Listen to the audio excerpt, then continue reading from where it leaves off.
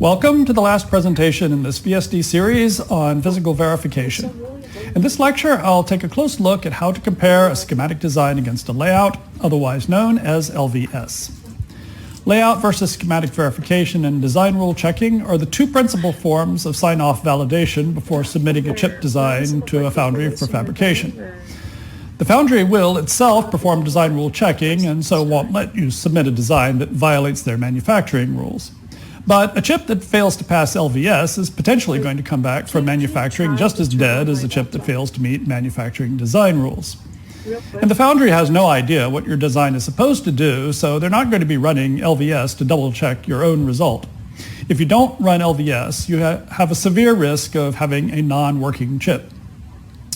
Way back in the day, chips were so small and validation software so scarce that engineers would actually print out a chip design on a plotter and then pore over it looking for issues. And they could get away with it. Any modern design, though, has far more metal layers, wires, subcells, and connections than any person can understand just by staring at it, which is why we rely heavily on the validation tools.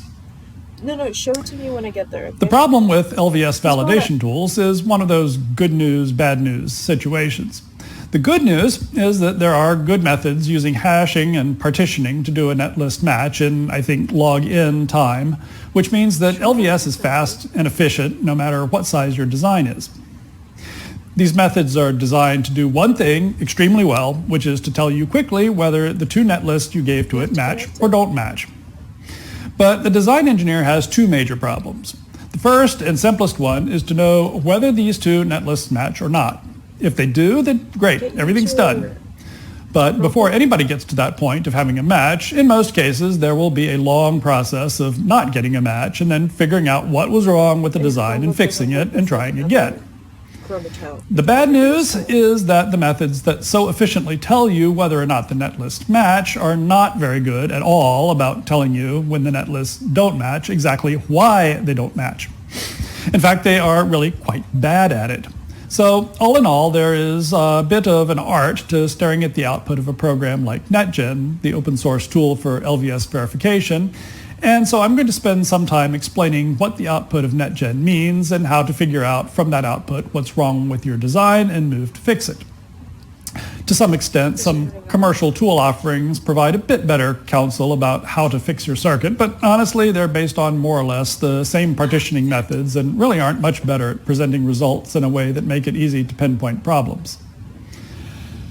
Nevertheless, whether commercial or open source, all these tools have to check the same things and will do so in a similar way, so understanding one takes you a good long way toward understanding any of them.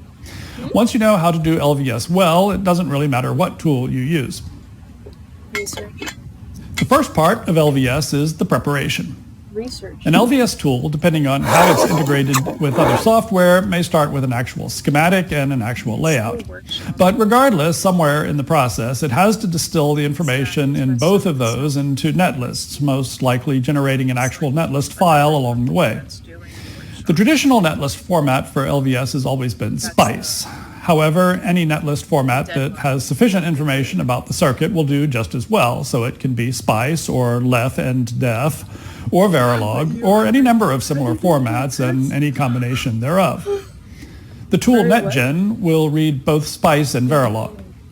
The most important thing about the netlist format, at least in my mind, is that it should be a simulatable format.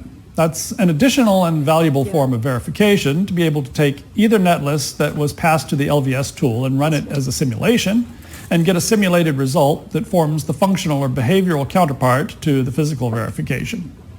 If you can do that, you're maximizing your chances for first-time silicon success, which is what every design engineer wants.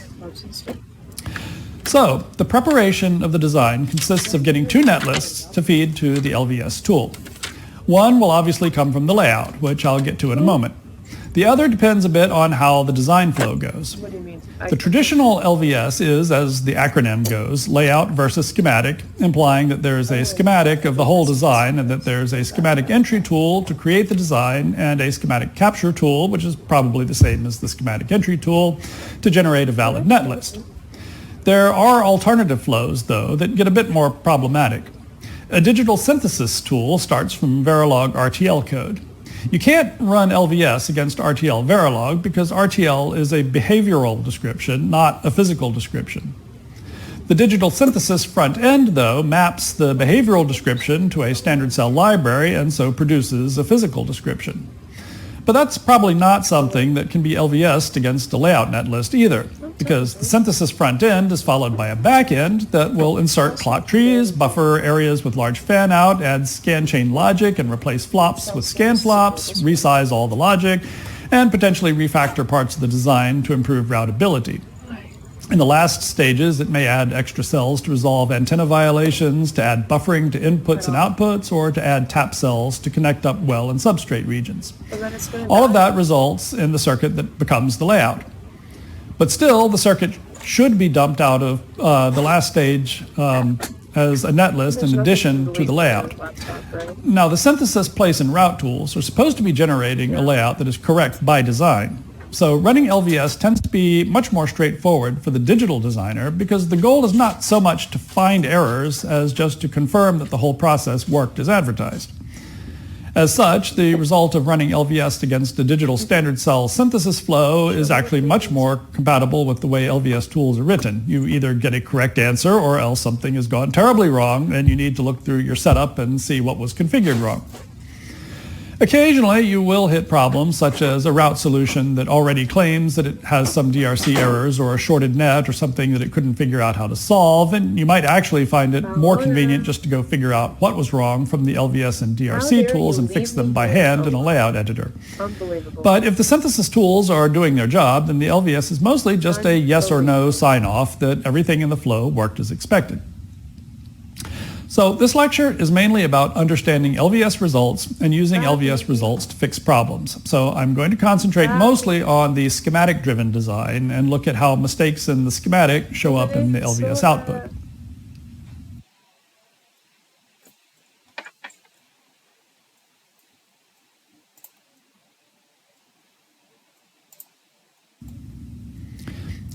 In the first lecture in lab, we looked at using Xscheme to create a schematic and then extracted a netlist from it. In the lab exercise we'll do today, we'll get more complex with that and create a schematic with some hierarchy to it. An important part of making schematics for larger projects is keeping the hierarchy of the schematic matched to the hierarchy of the layout. In general, a layout is going to have extra layers of hierarchy to it because it will often be more convenient to bundle bits of layout that are repeated, and also because so much of the layout is not represented in the schematic, such as guard rings and ground shields and placement of ground returns and star wiring and stuff like that. It is all about the consideration of what's going on physically in the layout. But extra layers of hierarchy are okay. The LVS tool is designed to deal with that. There are, however, things you shouldn't do, and since I have the SkyWater device libraries and they're full of things that you shouldn't do, I'll use them as examples. Most of these examples come from the IO library, which is sky130_fd_io. Yeah, sure. Here's one example from the GPIO cell. There's a handful of logic gates inside the GPIO cell which do things like decode the 3-bit mode logic that defines whether the GPIO is an input or an output and such. These gates are much like the standard cell blocks in that they don't have any well or substrate contacts inside the logic cell. This makes sense for a digital standard cell because leaving out the well and substrate contacts allows the cell to be made smaller. You can make a tap cell that has the well and substrate contacts in it, and a dozen or so logic cells can all share a tap cell. Whether that really saves space in the long run is questionable, but at least it's an arguable point. But where space is not at all a premium, there's really no point in not putting substrate and well contacts inside digital cells. But that's what they did in the logic cells that are in the GPIO cell, and I'd call that a bad design choice right at the outset. But the really bad thing is that they did was to create a schematic of the logic gate with the InFET backgate tied to ground and the PFET backgate tied to the power rail. That is, they drew the schematic as having the substrate and well contacts inside the cell, and then they made the layout with the substrate and well contacts missing. And then they gave both the schematic subcircuit and the layout subcircuit the same name, implying that they're equivalent, which they're not. NetGen deals with this gracefully, but it's doing no favors to anyone who is trying to debug a layout of the GPIO. which I ended up having to do because the netlist for the GPIO cell got mangled by the commercial EDA tool somewhere, and what they gave us from SkyWater was a broken netlist, and I had to use LVS to figure out what had happened to it. That's a very rare case in which I was assuming a correct layout but trying to find an error in the schematic. Usually it's the other way around. But anyway, that wasn't the worst issue with the GPIO cell, so I'll keep making good use of it for bad examples. Since the second lecture in lab had a lot about circuit extraction and how to get a netlist from layout, then I shouldn't need to say much about it here. But just keep in mind that working through issues with LVS at the block level is a lot easier than working through issues at the transistor level, in no small part because if you have an error inside a block, you can contain it there. If you get rid of the blocks, which is to say get rid of the hierarchy, then there aren't any boundaries left to contain an error. The LVS methods, not being particularly good at figuring out primal causes of errors, can get hopelessly confused about trivial things and will start flagging everything as an error, making it a whole lot trickier to work through the LVS output and pinpoint where the real problem is. Here's a sort of hand-waving argument as to why small errors can produce lots and lots of output from LVS. It has to do with the partitioning algorithm used by NetGen. Since I don't have a lot to say about generating netlists from layout, I'll just take a moment to try to describe how the LVS algorithm works at a high level. I'll give you the grisly details in a bit. Basically, what NetGen is trying to do is to find devices in both netlists and nets in both netlists that look the same. Ignoring device properties for now, one way to ask if two devices are the same is to look at the nets that are connected to the device terminals and ask if those nets look the same between the two netlists. The way to ask if two nets are the same is to look at the devices that are connected to the net and ask if those devices look the same between the two netlists. I know that sounds like circular reasoning, but the way it works should be clearer when I give a detailed description of the algorithm. One thing you should be able to see from that description is that there's absolutely zero intelligence behind it. It's not making any decisions about why there might be an error in a circuit. It's just making groups and counting connections and seeing what falls out.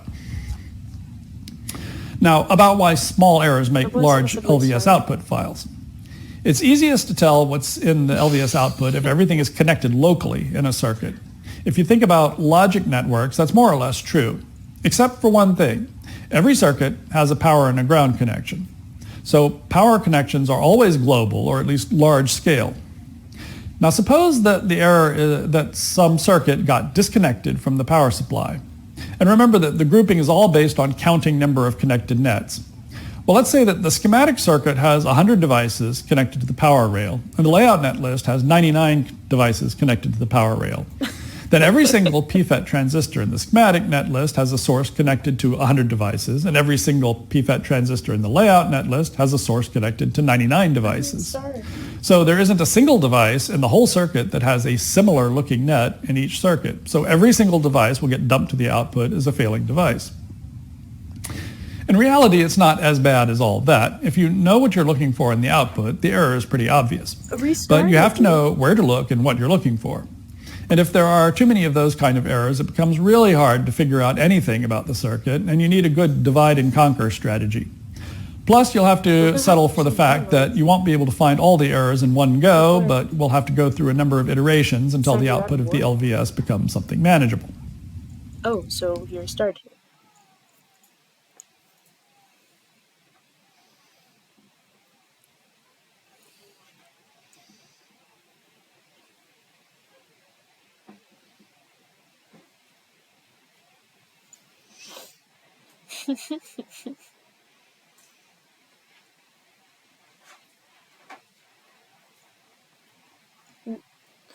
No puede, no tiene espacio.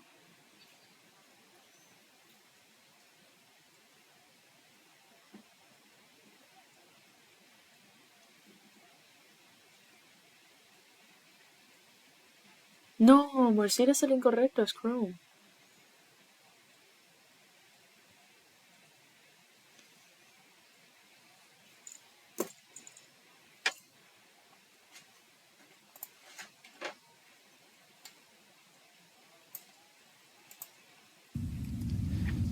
It's important to understand the difference between a netlist for LVS and a netlist for simulation.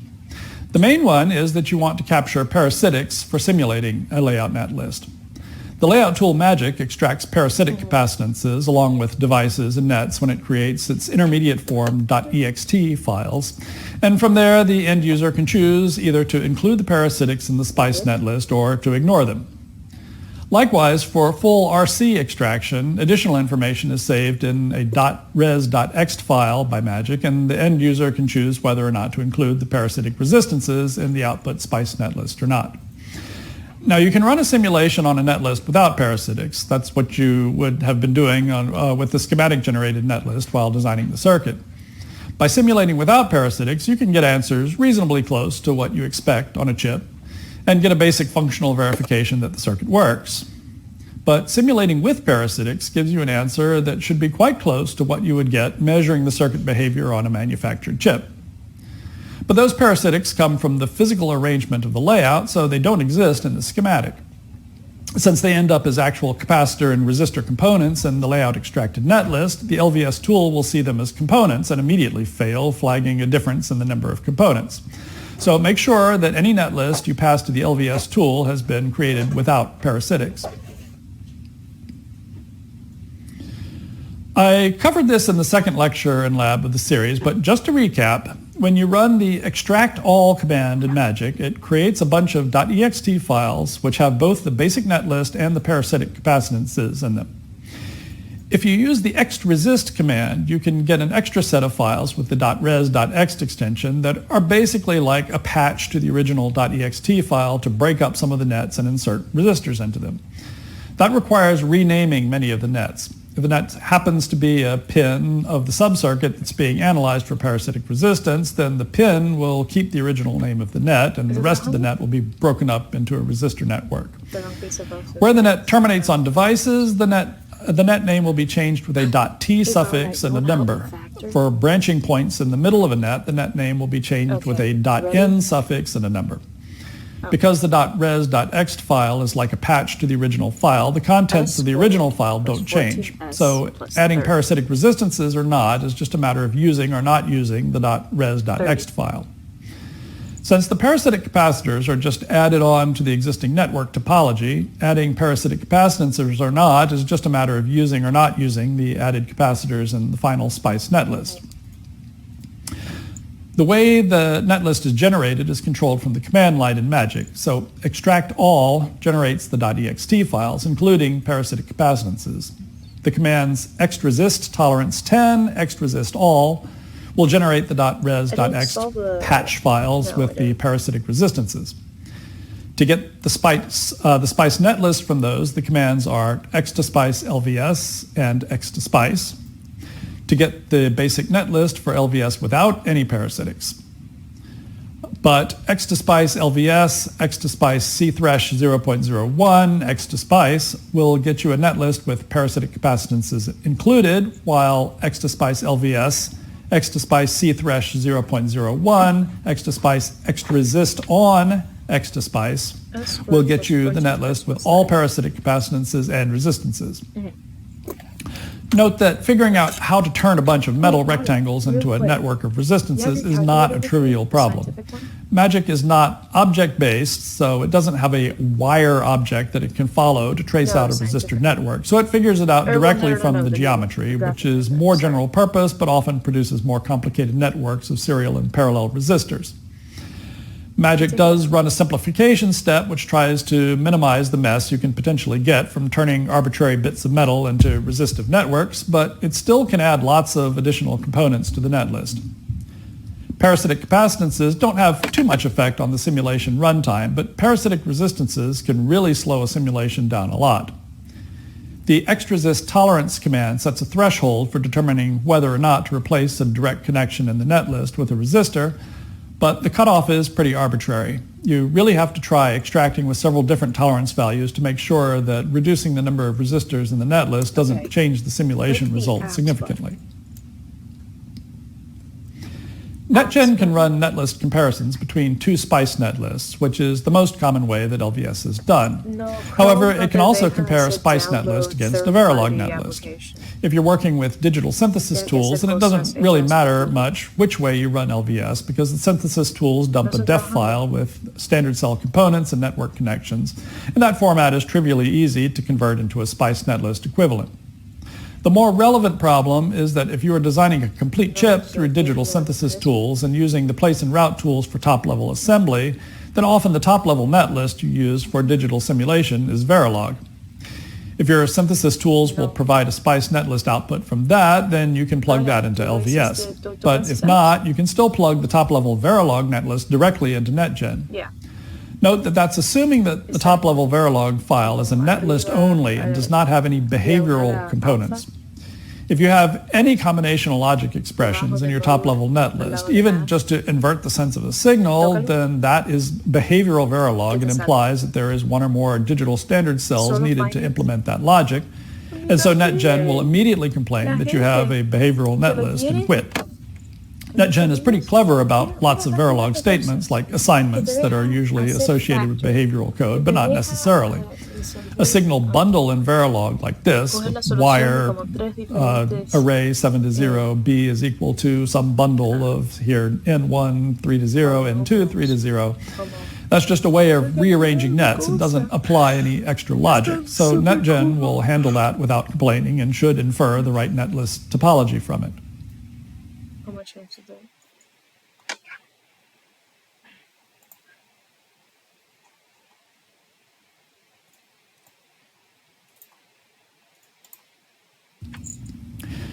NetGen is, like magic, a tool that compiles as a language extension of the TickleTK interpreter language. So there are a bunch of commands that are unique to NetGen that are added to the language. The command line prompt of NetGen is the TickleTK interpreter, so you can use TickleTK commands like conditionals, for loops, variables, and so on, intermixed with the LVS commands. Generally, there's not much to the actual LVS process that the end user needs to know about. So the end user's perspective is that you treat NetGen like a single-purpose tool that you feed to netlist and it spits out an answer. Underneath that, though, is a carefully constructed Tickle script that performs a number of tasks that includes reading the netlist files, reading the setup file, preparing the circuit hierarchy, running the iterative matching loop that is the core of the LVS process, and then matching pins, matching properties, and writing output. That involves a lot of low-level commands like run, converge, and verify that the end user will never have reason to know about. All of that complexity is bundled up in a single Tickle script procedure called LVS. Usually what you want to do to run NetGen is just the shell command line command netgen-batch LVS, quote, file 1, circuit 1, quote, file 2, circuit 2, quote, setup file, output file. This bears a bit of explanation. Running NetGen by itself brings up an interactive interpreter console, and you can also run NetGen like that, which I'll explain in just a minute. Since really all you probably want to do is dump an output file and then look at the contents of it, you most likely just want to run NetGen as a batch process. So the -batch option can be followed either by the name of a file that is a Tickle script or just a single Tickle command to run in NetGen. In the example there, the command is LVS plus the rest of the line, which is the command to run LVS on two netlists. Each netlist is a pair of names. The first name is the file name, and the second is a subcircuit name. Usually the best practice is to make sure that the whole circuit you want to netlist is ensconced in a subcircuit in both your schematic and layout. So your layout top level should define ports, otherwise known as pins, and the netlist should be generated with hierarchy, which is the case if you use the X2Spice LVS option I mentioned earlier. Likewise, the whole circuit or chip should be in its own schematic file with an associated symbol. By keeping the top-level schematic and the test bench separate, it makes it easy to know what two files and subcircuits you need to pass to NetGen. If you're using Verilog as input, then the pair of names you pass to NetGen is just the name of the file and the name of the top-level module. Just like for schematics, the Verilog test bench and the Verilog top-level module of the circuit or chip should be kept separate. To understand how the LVS process works, it's critical to understand all the steps that NetGen goes through to check and analyze the design. There are a number of steps that NetGen has to work through, so we'll look at each of these in turn. NetGen was written a long time ago in the 1980s by Massimo Mascivlati, who at the time was a PhD student at Caltech. He went on to become the Chief Technology Officer at Tenor Research. Yep. NetGen had two purposes, one of which was to convert between various netlist formats, nearly all of which are obsolete today. Only the SPICE parser remains useful of the original set of supported formats. Yeah. The second purpose was to match two netlists based on an algorithm, which I will explain shortly. Before I started on some major development efforts on NetGen, the netlist matching part of it could only match two simple flat netlists, that is, netlists without any hierarchy. If given a hierarchical netlist, NetGen would immediately flatten it before running the comparison. It didn't consider any hierarchy. It did not consider whether devices could be merged in parallel or series. It didn't check whether devices had matching parameters or not. In short, it was not sophisticated at all, but it was the best open source software for running LVS, and it was well written and a good starting point for expanding it to make it not only more capable, but competitive with commercial LVS tools. The core matching algorithm is quite clever, although, as I mentioned earlier, it does not really work in a way that produces results that are particularly human understandable. But it does run really, really fast. It is, for the most part, an order log-in algorithm, meaning that it scales very well with the size of a circuit. However, the log-in statement should be taken with a grain of salt because there is much more going on in NetGen than just the core algorithm, which will become clear when I work through the various things that it does. And pretty much all of those extra parts are not as efficient as the core algorithm. I don't get how you have exact... It's not necessary to understand the core algorithm in order to use NetGen. However, understanding it does shed a lot of light on why NetGen produces the output it does, so you're more likely to say, aha, I see why it dumped all those apparently matching nets into the output. And knowing such things will mean that you can debug issues in your circuit faster and more efficiently. So here's what NetGen does. Assume you have two netlists. Let's assume they're in SPICE format, so there are named devices in both lists, and the devices are all connected together with named nets. Oh, okay. If there are sub-circuits, then they are treated just like devices. They have a name and pin connections and maybe some parameters. The algorithm runs in iterations.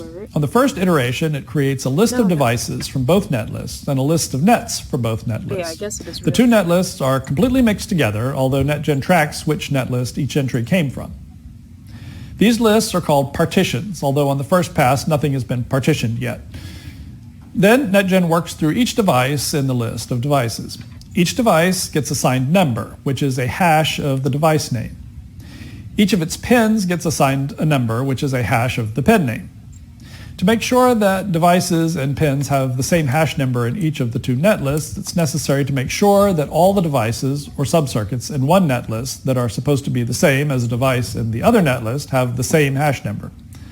That implies that the lowest level device names must be the same in both netlists, and those devices must have the same pin names. Otherwise, the lowest level devices wouldn't look the same to NetGen. Now for the tricky part. NetGen runs through all of the nets and the list of nets and creates a hash number for the net that is based on the combination of the hash numbers assigned to each of the pins that the net is connected to. So all nets that are connected to the same pins of the same kinds of devices will get the same hash number. Next, NetGen runs through all of the devices in the device list and creates a new hash number for each one based on the hash numbers of the nets that each pin of the device is connected to. Now, NetGen creates groups of nets, all of which have the same hash number, and it creates groups of devices, all of which have the same hash number. These groups are called partitions. Each partition is like its own independent netlist, and NetGen can repeat the procedure above for each of the net partitions and each of the device partitions. That will cause each of those groups to be subdivided further. In the ideal case, this process ends when there are as many partitions as there are devices and nets, so that each partition contains exactly two nets or two devices, one of which belongs to the first net list and the other which belongs to the second net list. In that case, NetGen has found a unique one-to-one match for every device and every net in the two circuits, and so the net lists are considered completely matched. In the non-ideal case, any partition that ends up containing a different number of nets or devices for one of the net lists than for the other net list indicates a mismatch between the two net lists. If any iteration does not create new partitions, but there are partitions that do not have exactly one entry from each net list, then that's an error. At that point, NetGen dumps the contents of all partitions that are not one-to-one. You can see that the process is completely blind to any intent of the circuit, or to types of errors and how they might happen. All it does is to dump unmatched partitions. So it's up to the end user to figure out the how and the why of the errors that might be in the circuits. The lab portion of this presentation will look at those output dumps so that you can start to understand how these partition dumps relate to what might be wrong in your circuit design.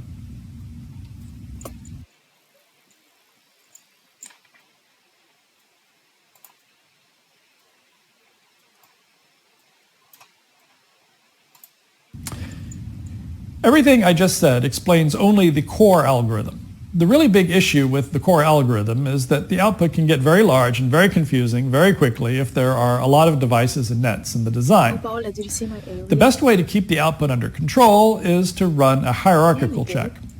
That means parsing through the hierarchy of subcircuits in both netlists and comparing each subcircuit independently. What do you mean? It's so cute. This would be almost trivially easy if, in fact, the circuit hierarchy of a layout completely matched the circuit hierarchy of the schematic.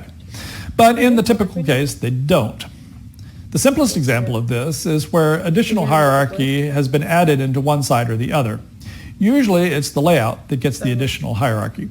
For example, the parameterized device generator in Magic will create devices inside subcells, where the subcell is essentially a wrapper around the parameterized device. If that device were put in a schematic, that wrapper would most likely not exist. But the wrapper name and the device name are different, so they cannot be matched.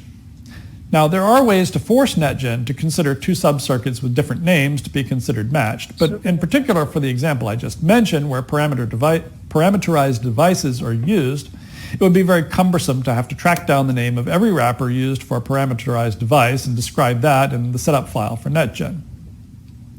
NetGen has a way to work around that problem, which I call a pre-match analysis.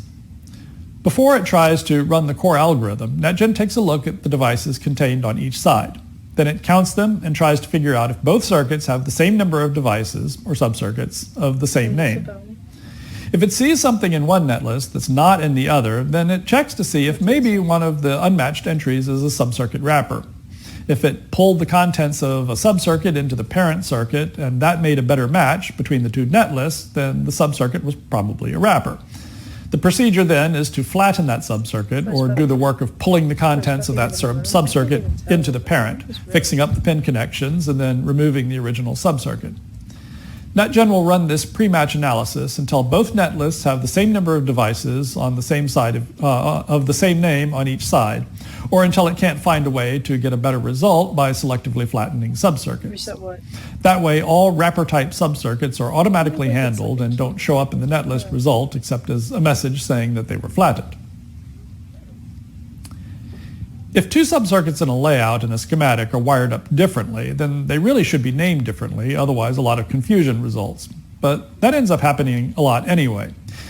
Case in point, remember the I/O library logic cells that I mentioned were done in a way that I would consider improper for LVS because the schematic gates have only 2 power ports while the layout has 4? In the complete I/O cell layouts, the source and bolt connections and these logic gates are tied together somewhere in the design. So the circuit is valid, it just doesn't match one-to-one between the layout and the schematic for those logic gate subcircuits.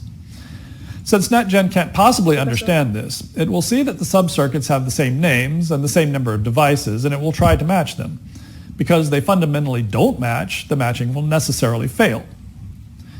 So what NetGen does to deal with this rather all too typical problem is the following. First, when it does hierarchical checks, it traverses the hierarchy of each netlist from top to bottom.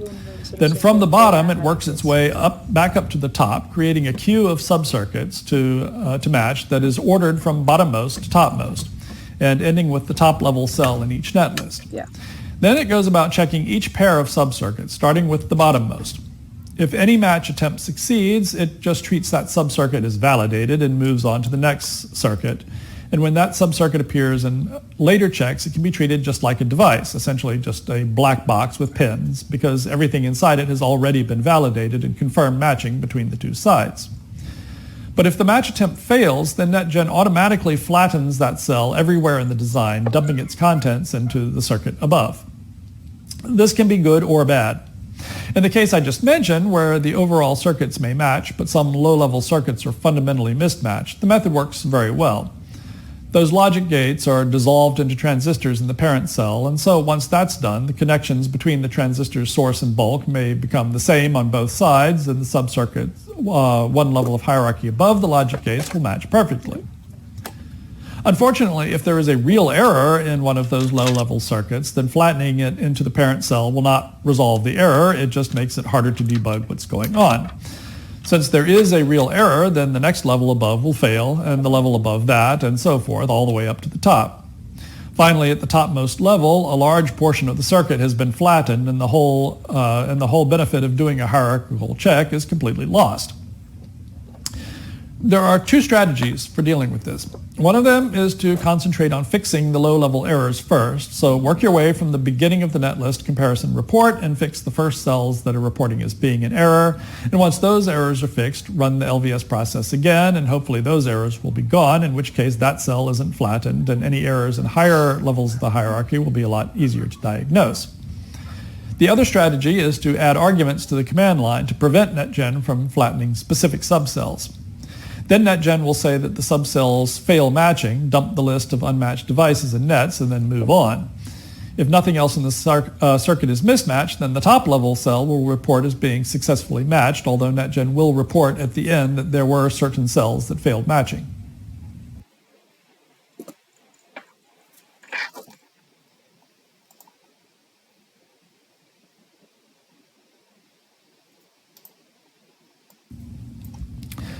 Once a pair of subcircuits has been matched, assuming that they are matched, then the subcircuits can be treated as verified black box entries in the hierarchy above instead of being flattened. But that assumes that they have matching pins, since they will be checked according to what nets attach to what pins. If you reflect back on my description of the base matching algorithm, there was nothing in there that depended on net names. So net names, or equivalently pin names, are meaningless to the matching algorithm. And they shouldn't be meaningful. Consider, if you have a circuit, say an inverter, and in the layout you label the input A and the output B, and in the schematic you label the input B and the output A, you don't want to check that pin A is wired to the same net in both net lists. In fact, what you want to do is to discover the fact that what's called pin A in one net list is the same net as what's called pin B in the other, and maintain that mapping throughout the net list checking. If the net lists match topologically, then by definition NetGen has a one-to-one mapping of each net in the first net list to each net in the second, so it's easy for NetGen to create that mapping. So NetGen doesn't actually care what the pins are named in each circuit. What it does care about is that the equivalent circuit in both net lists have the same number of pins, and that each of those pins has an exact equivalent in the other net list. If there are pins missing on one side or the other, then NetGen flags that as an error, sometimes. There is one case to consider, though, which is that one circuit might declare a pin that the other doesn't, but nothing ever connects to that pin, so it doesn't actually matter that it doesn't have a match. This happens more often than you might think. In the layout, sometimes layers that aren't electrically connected to anything show up as pins because they happen to be touching in two different cells, and that can fool Magic into thinking that it's a valid connection between the cells and labeling it as a pin.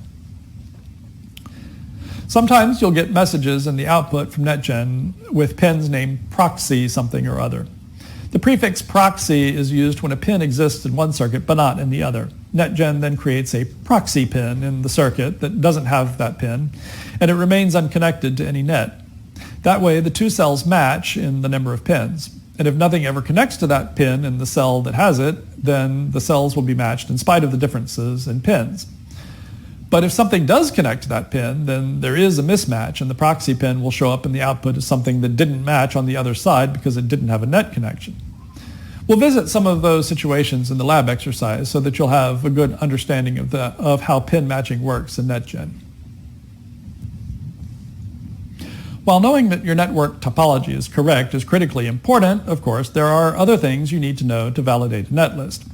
One of those is properties, by which I mean things like width and length of a transistor.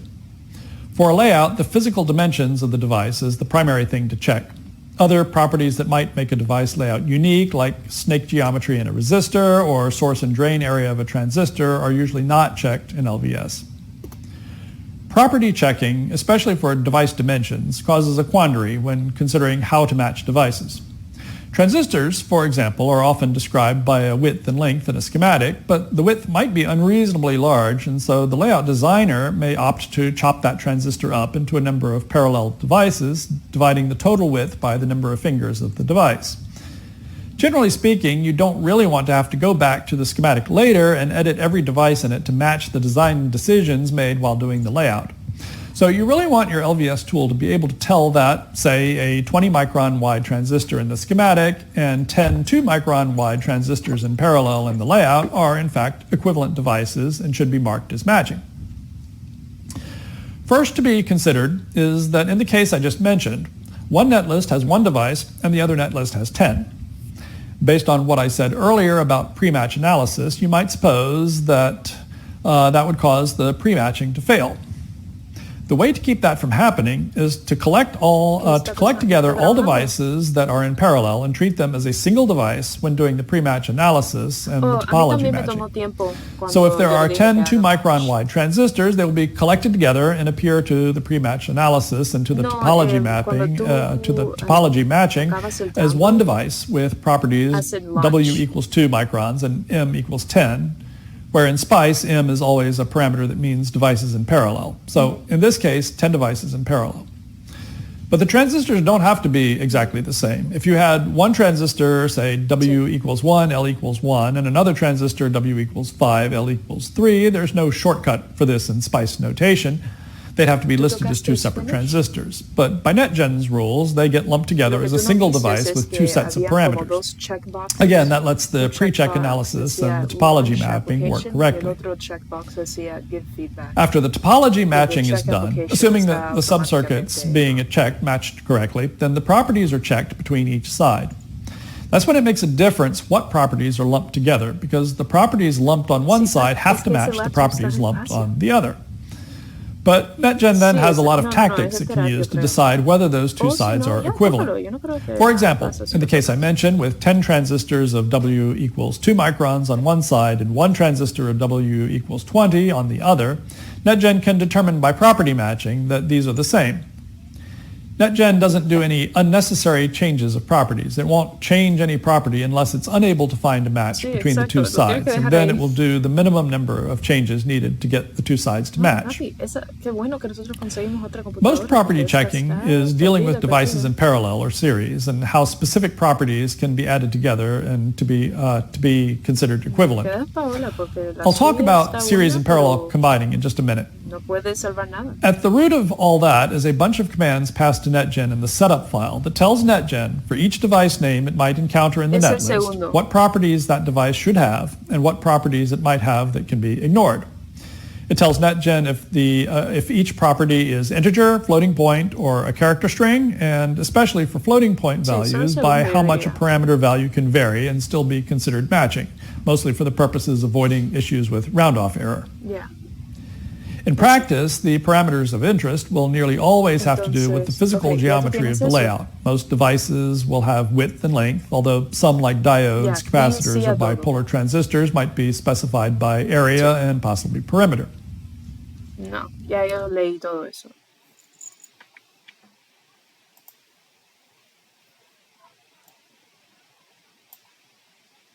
Oh, yeah.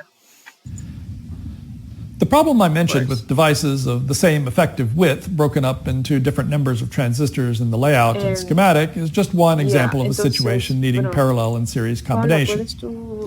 There's a whole methodology about network simplification, which is taking a bunch of devices that are in some series and parallel combinations and reducing them to the minimum possible description.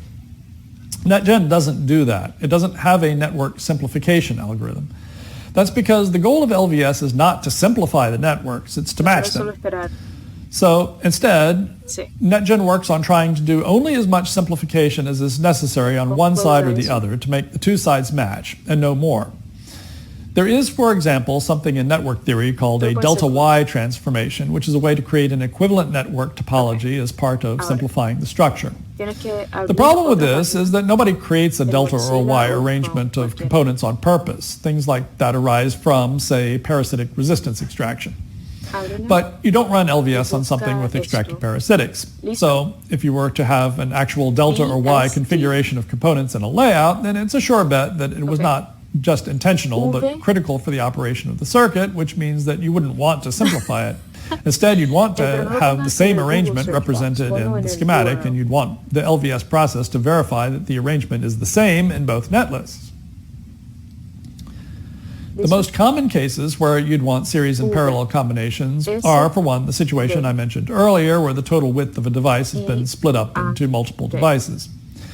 The same is also true of high-valued resistors. A high-valued resistor is often drawn as a snake layout, but if the process does not allow for bins and poly, say, or just for better matching, you might prefer the resistor to be a bunch of shorter, straight segments connected together.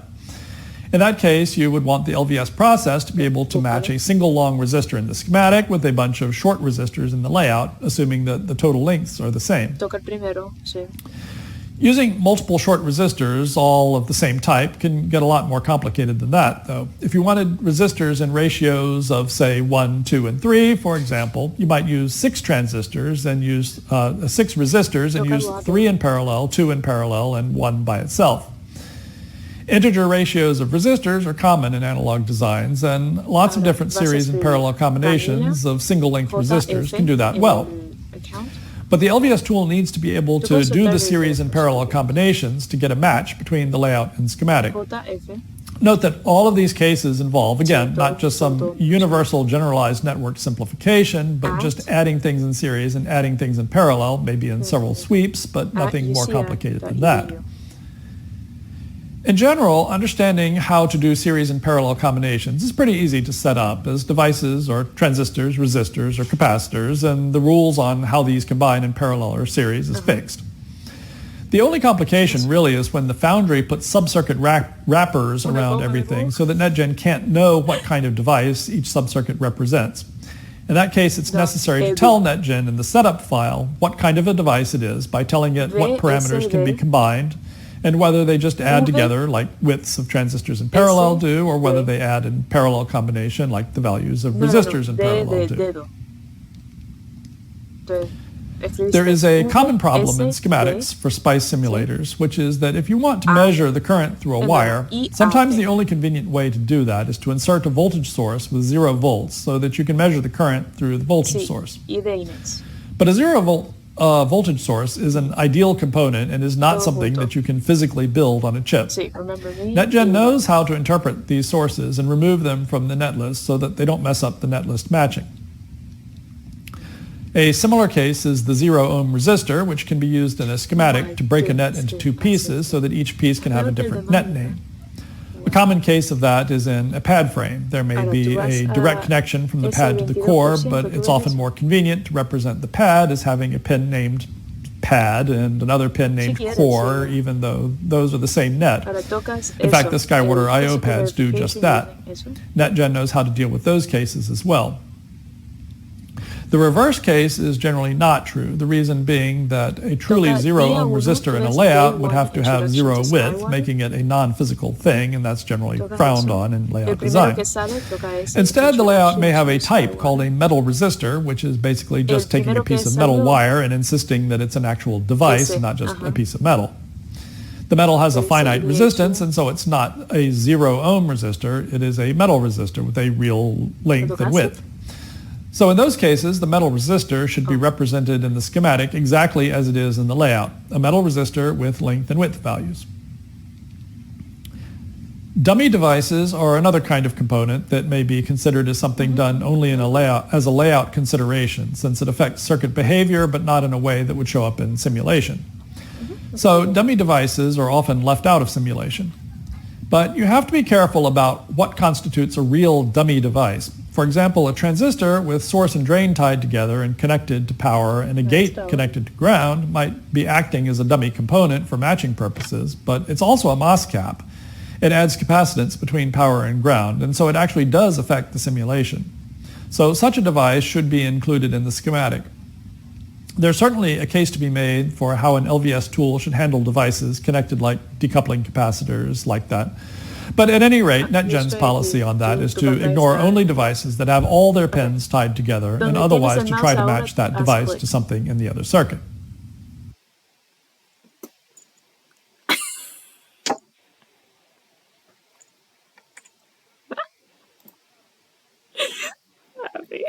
Oh my goodness. Ya veo.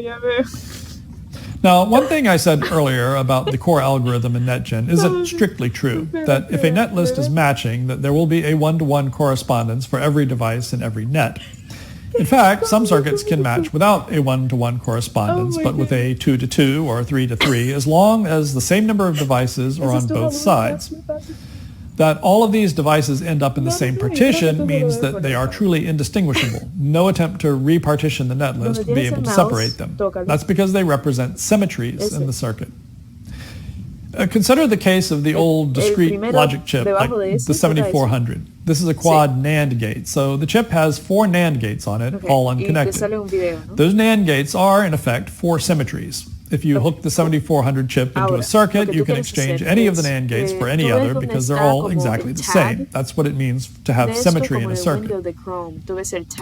It is, unfortunately, not possible to tell at a glance whether a partition with in devices in one net list and in devices in the other is a symmetry or an error. To figure that out, NetGen does symmetry breaking. It pulls one device or one net from each net list and gives it a unique hash number to separate them from the rest of the devices or nets in the partition. Then it runs the matching algorithm again. If the nets or devices were really symmetric, then it will end up in the same state again with n-1 nets or devices in each partition. Then it splits off 2 more devices and runs the matching again and so forth.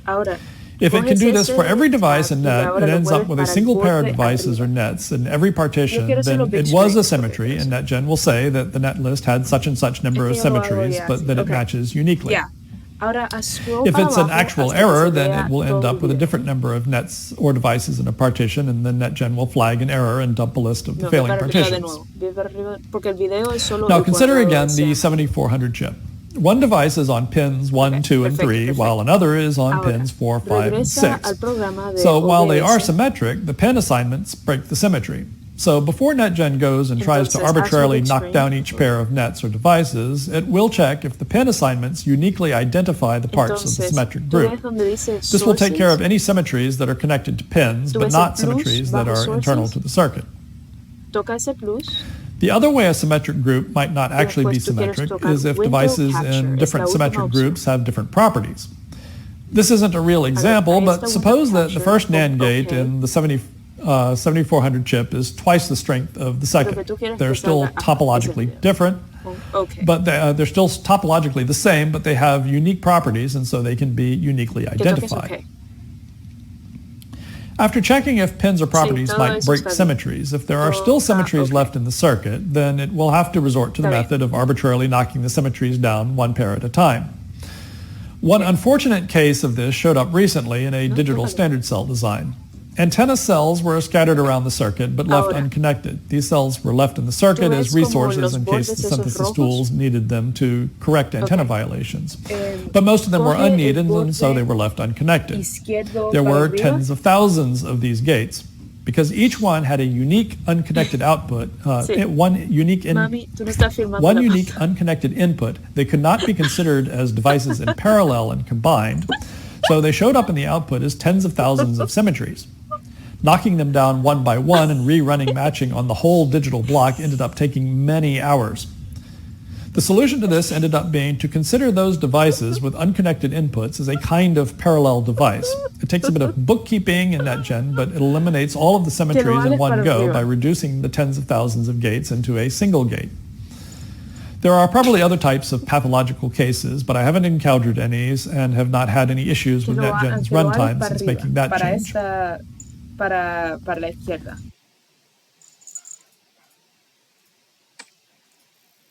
¿Cómo que se fue? No, lo tocas y ya.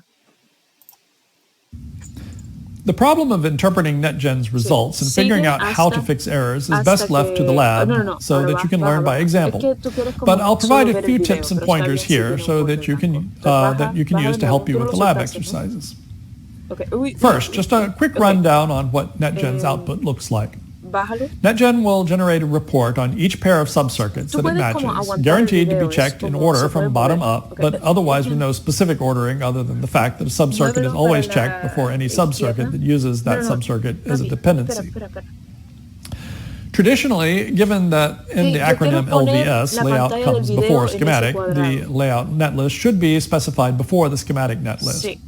NetGen doesn't really care which one comes first. No, It la will take a pantalla del video, netlist porque yo no as quiero que given to salga it on toda the la command lista. line, and the first one on the command line is circuit 1, and the second one on the command line is circuit 2.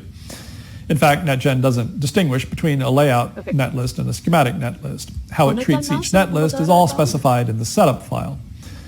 The setup file No, does tienes que distinguish tocar el between video circuit del 1 and medio. circuit 2, but Ahí, in the typical tocas case el for any video y ahí process, lo- it will sí be lo puedes written in mover. such a way that Para la runs izquierda. all the same commands for both circuits Sí, in the sí, same ves way, que- so ok. that the setup is symmetric and there isn't any Un poco difference más between the way chiquitico. NetGen treats the two Ahí, circuits. ahí. No. If I ever más make any chiquito. specific statements Ah, no, un about poco circuit más 1 grande. or circuit 2, or the circuit on the left or the circuit on the right side Mira, of the ok, output, mira, where papi, results are given ¿me as a puedes escuchar un side-by-side momento? comparison, El video. you can assume that the traditional order of layout first and on the left side of the output, and the schematic second and on the right side of the output. Prior to Papi, comparing no, any porque tú no tienes que subcells, estar tocando NetGen will los dump a bordes todo el list of tiempo. what cells Tú it puedes mover flattened el because it video couldn't find sin any ir. equivalent La pantalla subcircuit esa tú in lo the puedes opposing mover. netlist to match it to. That's where those wrapper subcircuits around parameterized devices will be pulled out of the Papi, déjalo a mami netlist que lo and haga, anything ella else entiende lo que that tiene is que an hacer. obvious difference between the hierarchy of the two sides. Before the report on each subcell, NetGen will print the result of its attempts to run parallel and series combinations. This isn't an attempt to compare the two sides, just to collect all parallel devices together so they are counted as effectively one device and compared likewise. But you should be aware that parallel quiero decir, devices, and in mami, some hazlo cases tú. series devices, will get smashed together in Así, this step, leading to a exactamente count of igual. Ahora la devices that might esquina not be what derecha. you expect. Ahí, ok. Ahora suelta, muévelo. The initial para que report esté on dentro each de la- pair of subcells lists the contents of each cell, how many of what kind of devices. Mami, It lists espérate. these in two columns in a side-by-side comparison format with, as I just said, layout on the left and schematic on the right. Eso es porque lo tienes que hacer un If there are poquito más any devices chiquitico. missing from Ok, one circuit, mira. the opposing side will say no matching device. No, chiquitito. If a device is on both sides but each side has a different number of devices, then this will be flagged with mismatch written at the end of the line. Pero es por un As I just said, poquitico, this is solo un where poco. you need to Ahí, watch out ahí, for ahí. device counts that are Okay, produced by it's- parallel and series combining. After Mami, that is a hazlo simple tú. sanity check Mami, comparison hazlo of the tú. total Papi, number of hazlo tú. devices and the Hazlo, total mami. number Ella of sabe lo nets. que tiene que This is a hacer. good place to start hunting for problems in a circuit. After the summary of cell contents, NetGen will present the pre-match analysis results. If it finds that it can get a better pre-match by flattening some circuits on ya either lo estoy or both haciendo. sides, then it will do that and present the cell summary again. The pre-match is an iterative process, so it might do this Papi, several yo times. quiero que se- A word of No ven que advice, están if cortando you're el scanning video. through the results from NetGen and see a cell mismatched, first check if there are more summaries below it created by the pre-match analysis. A matching error during pre-match Yo no quiero ver analysis is ese not lado. necessarily an error Todo at all. ese día uno y esas cosas. After the summary of cell contents, NetGen will Que yo present the quiero ser matching lo más results and say if grande, the circuits ¿me were pueden matched or escuchar? not. Lo que This se is where puede ver NetGen will es lo que distinguish enseña between a ahí. match versus a Ok, unique así match. está perfecto. Un A poquito simple más para match arriba, implies mueve el that there were video un poquito más symmetries. para arriba. That will be followed by NetGen's attempt to resolve the symmetries, Pero like no I described tanto. earlier, by doing Déjalo. symmetry breaking by property, symmetry breaking by pin, and then arbitrary symmetry breaking until it gets a final Papi, yes or no cuando yo answer. digo yo quiero ver el video, no significa que yo quiero ver If ver el topology video del matching hombre. succeeds, then the Yo quiero output ver proceeds el to show the rectángulo result of property amarillo. matching, where it checks the device properties between one side and ves the other, and may ese attempt to color do more series and parallel Como combinations crema, to get a verde, match. amarillo, no sé qué If it decir. fails to get a match, then it will Sí, dump ese another borde, comparison ese side by side, rectángulo. sort Yo of solo side quiero- by side, listing the properties on the Que two ustedes sides and están the exagerados. amount by which they differ. Although the amount of No, difference is más intended to show chiquitico. where the layout might be a bit off or something, usually the case is that Izquierda, something un is poquito completely más screwed up. chiquitico, The y differences are despacio. massive and the Ok, amount ya, of ya, differences para. shown is basically meaningless. Para la izquierda. A common misconception is the expectation that NetGen will Okay, show muévelo property un mismatches poquito para la along with derecha. topology and pin El mismatches. video. In fact, it really has to make the Para la comparison derecha. in order of topology Okay, first, no, then de properties, nuevo para then la izquierda. pins. If any of those stages fails, No then it vayas really tan is rápido, impossible por for favor. Yo NetGen sé to que make estás any bravo. accurate Okay, ya, statement about the others, with the para. exception of pin matching, which doesn't depend on the result of property matching. So if the topology matching Okay. succeeds, Ahora, whether or la not the esquina de la property derecha matching abajo. succeeds, then the output Hágala shows the un result of pin matching, poquitico, which un is a pin. lot like the summary of components where you get No a puedo ver side-by-side tu- list of No, pins. yo dije And if a pin is derecha y, missing from one derecha or the abajo. other circuits, you'll see a no matching pin Hazlo statement un on the other side. poquitico. Un This is tin, also where ya. you're likely to see Ahora, proxy hágase pins bien show para up if arriba. there are any. If bien topology para matching arriba, bájalo un succeeds poco. but pin matching fails, Baja. then there will be no dump of Va, failing output okay. because the Ahora, topology no matching didn't puedo ver produce la any. pantalla entera. The circuits No will be puedo ver la flagged as pantalla entera. mismatching, but any problems Okay, are the result mueve of el pins video being entero scrambled with un pin poco para names la connected izquierda. to the wrong nets. These kind of Despacio, errors are ahí. usually pretty Ya, obvious and perfecto. easy to Eso es track lo que down and entiendo. fix. Otherwise, if topology matching Eso no fails, tiene then que there will salir. be a Yo dump of quiero failing ver el partitions. video. Eso es Since I todo, described the solo el base video. algorithm in detail, you should Y ese have es el some video. understanding of what it means to have failing ¿Ya? ¿Ya partitions lo and tienes? also understand that these Okay. are the direct result ves? of the ¿Tú hashing, ves? sorting, and Sí, le iterating estoy that preguntando forms the si core están algorithm. bien ustedes. As you might expect, there are two blocks of outputs corresponding to the two Entiendo things that por are qué están sorted, formando nets una and gritería devices. esa. Vea As a general sources. rule of thumb, if there Vea are sources. device ¿Tú ves dónde mismatches in the está sources? circuit, then the list of failing nets will be difficult Okay, to ¿tú read ves and el understand. lockcito que está A al good lado del strategy window is to first capture? check a Tócalo. circuit for a mismatch in the number of devices. If Okay. so, then go straight to the list Ahora, of failing ve device al borde. partitions and try to debug the problem from there. Once the LVS output shows Okay, that ve each al borde subcircuit has de the same C. number of devices, Ve it's much para la easier to find esquina any del remaining laptop. issues with No, the net esta la otra. mismatches. La izquierda. Describing the derecha. partition dumps and how to Sí, read ese them donde and dice use them to controls. debug is the primary purpose of the lab exercises, so I'll leave a detailed description Cuando of tú them quieres for the empezar a labs. filmar esos videos, lo que tú vas a hacer es The tocar method of Start looking for Recording. device No lo errors hagas first, todavía, fixing pero te them, voy and a then decir cómo looking es que for se net hace. errors and fixing Toca them Start Recording implies an y iterative después process vas al to window debugging de issues in Chrome que tiene LVS. eso. Generally, Entonces, you ve a should not Chrome, expect to find all the errors donde after a tiene single video, LVS run, fix them, and then y le expect to get tocas a play. clean result. It's more typical to find a bunch of Ajá, errors in así. the output, Y some of lo que which are ustedes easy van to a hacer understand and some of which es, may be completely tú inscrutable. tocas Start Recording Solve the solo problems una that are vez. easy to Cuando tú understand and then iterate. When some problems have porque been primero te fixed, estoy then explicando other cómo se issues which hace. looked impossible to understand from the output will suddenly appear obvious. So debugging in multiple trials is a normal part of working with LVS. Ya se lo expliqué a mami, ella sabe. Another common misconception for beginners Okay. is that the runtime output from NetGen is what you need to look at for debugging problems. In fact, the runtime output to the terminal is a summary and is much shorter than the actual output, which is dumped to a file. The terminal output is useful for a quick look at what might have gone wrong and how badly, but it should not be used for debugging. Nearly everything printed in the runtime output will Sí, also okay. appear in the Ve a Start generated file, Recording. which is what you should be looking at. Regresa a ODS. If you don't specify Toca the name Start of the output Recording. file on the command line, then a file with the default name comp.out will be created. Espera un momento. Okay, NetGen has ahora ve a el second window. output form in JSON Chrome. syntax, which works with a simple GUI written in Python Toca and play. available as part of the NetGen installation. The GUI can be invoked from the command line with puedes ponerlo netgen-GUI. The output is organized such that each Mute subcircuit is como presented as a line with a tree view where the line can be expanded to show more results for that subcell. Some people may prefer this view. It has one distinct advantage Esa, that it no, tú doesn't ves ahí en truncate el any medio, names. arriba de The 6. terminal or file-based Ese, file-based arriba de output assumes a 90-character line by default, and so will Ahora, clip side-by-side Lo output que to tú something quieres under hacer 45 es characters. mover The number un of columns poquito can be el changed scroll by bar, command un line poquito para arriba option para que or no se by vean environment los variable, cuadritos but the azules. GUI will just throw in a scroll bar to account for long lines.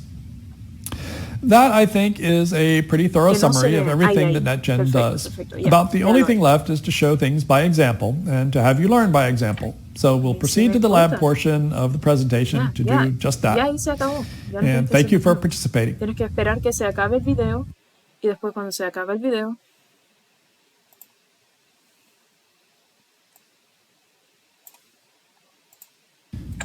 Welcome to the lab portion of the final lecture on the SkyWater Open PDK and physical verification. This set of lab exercises is designed to give you hands-on experience with layout versus schematic, or LVS, using the open source verification tool NetGen. We'll be working mostly from a Sí, Git eso es lo que estoy repository that haciendo I've created and yo. uploaded to Estoy haciendo GitHub. 6 minutos, 8 minutos. NetGen is pretty much Y después, agnostic cuando about para el what video, technology ya, it uses. Its underlying formats are all general purpose, like SPICE and Verilog. However, when comparing two circuits, it's generally assumed Lo que that tú the low-level tocas es el components like stop transistors, capacitors, resistors, and so on are part of a Tú tocas process el stop design recording. kit, or PDK, that is linked to a specific foundry process. It's also usually true that the PDK will come with a set of libraries such as digital standard cells. First, you'll need to clone the repository. So from your virtual desktop, do git clone https github.com /TimothyEdwards vsd lvs lab.git. This will download all of the exercises we're doing in the lab today. ¿Qué cosa? Then cd to vsd lvs lab. Sí. Pero, oh my God, tú no tienes paciencia. Each exercise comes with its own set of files. So for each exercise, I'll be CDing to the directory with the name of the exercise. Each directory, except for the first one, will also have an executable called run-lvs that you have to use to launch NetGen automatically. The first exercise doesn't have one because I'll be making you write the launch script yourself. So let's get started with exercise 1 by CDing to the exercise 1 directory. I'm going to start very, very simple. I have two net lists here, neta.spice and netb.spice. If you run cat neta.spice, you'll see that it calls 3 cells, and each cell has 3 pins. If you run diff neta.spice, netb.spice, you'll see that they have the same contents except for the title line, which is a comment. So I'll start with just running NetGen in the simplest form, which can be done from the command line. Just type NetGen. Show me the camera. Now I have a console window and I can just run the LVS command from the NetGen tickle prompt. How about I just try running LVS neta.spice netb.spice. Okay, so let's scroll through the output. First, it reads each net list in turn. It encounters these cells called cell 1, cell 2, and cell 3. It doesn't know what they are, so it says it's creating a placeholder definition for each of them. It's perfectly legal in SPICE syntax to instantiate a subcircuit before defining it. But these cells didn't define them at all, anywhere. That won't get you very far in a simulation. So if I quit NetGen for a moment and go back to the terminal and type ngspice neta.spice, it immediately gripes about an unknown subcircuit, and if I try run, it tells me that there aren't any circuits loaded, so it's already given up on this netlist and bailed.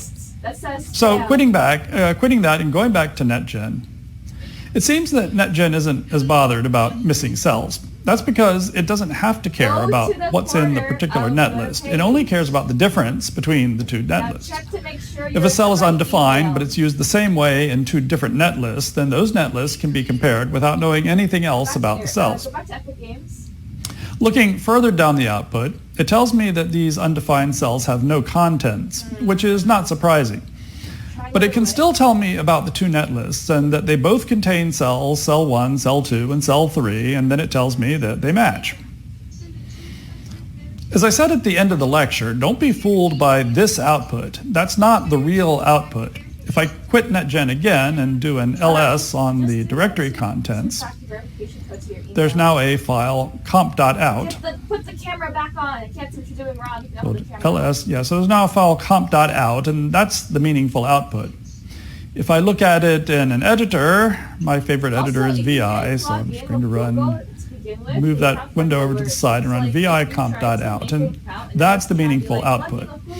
It's missing all the diagnostic stuff about reading the files, and it just gives me a summary of the netlist showing that each netlist contains the same 3 cells, the same number of devices, and the same number of nets. Given that there isn't a whole lot to learn from a correctly matching netlist other than that it's correctly matching, there aren't any details here. Note the line near the bottom that says cells have no pins, pin matching not needed. The importance of this is going to get very obvious very soon. But before looking into that, let's look at what happens when matching fails using this most trivial of examples. So let's say I edit neta.spice and I change the first pin of cell 3 from C to B. That's a network topology change. Now I save that and I run NetGen.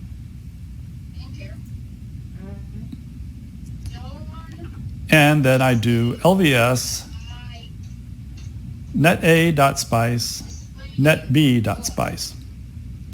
This time I get result netlist do not match at the end of the output, which is what I would expect. Looking at the end of the comp.out file, it says the same thing. Maybe surprisingly, the dump of the output is longer than you'd expect for just a one-pin change. You can see the output format that I described in the lecture with net mismatches followed by device mismatches. And each one is divided into groups, which are the partitions that I mentioned. This is a good place to start understanding the mismatch dumps from NetGen because there are only a few components, so it's easier to understand the contents of the output file.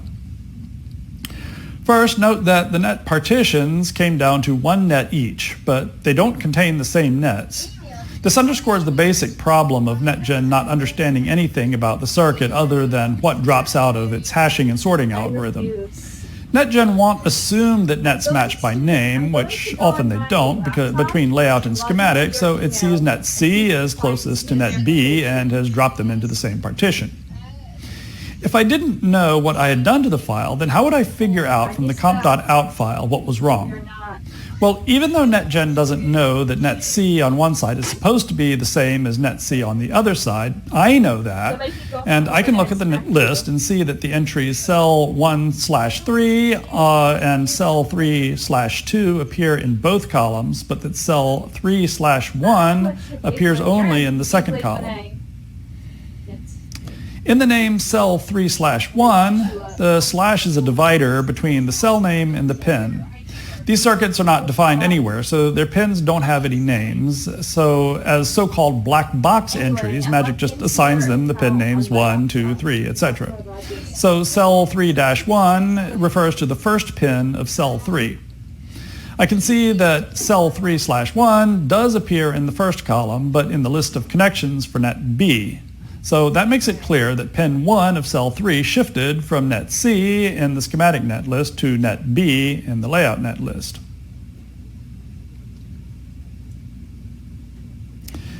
Net A is an example of the kind of fallout you get from an error.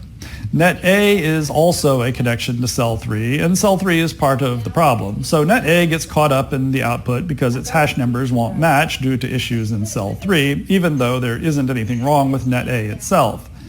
Generally, you can ignore entries in the output where everything seems to match up perfectly on both sides. These entries are not where the error is, but you know that the error is close to the nets or cells that got output.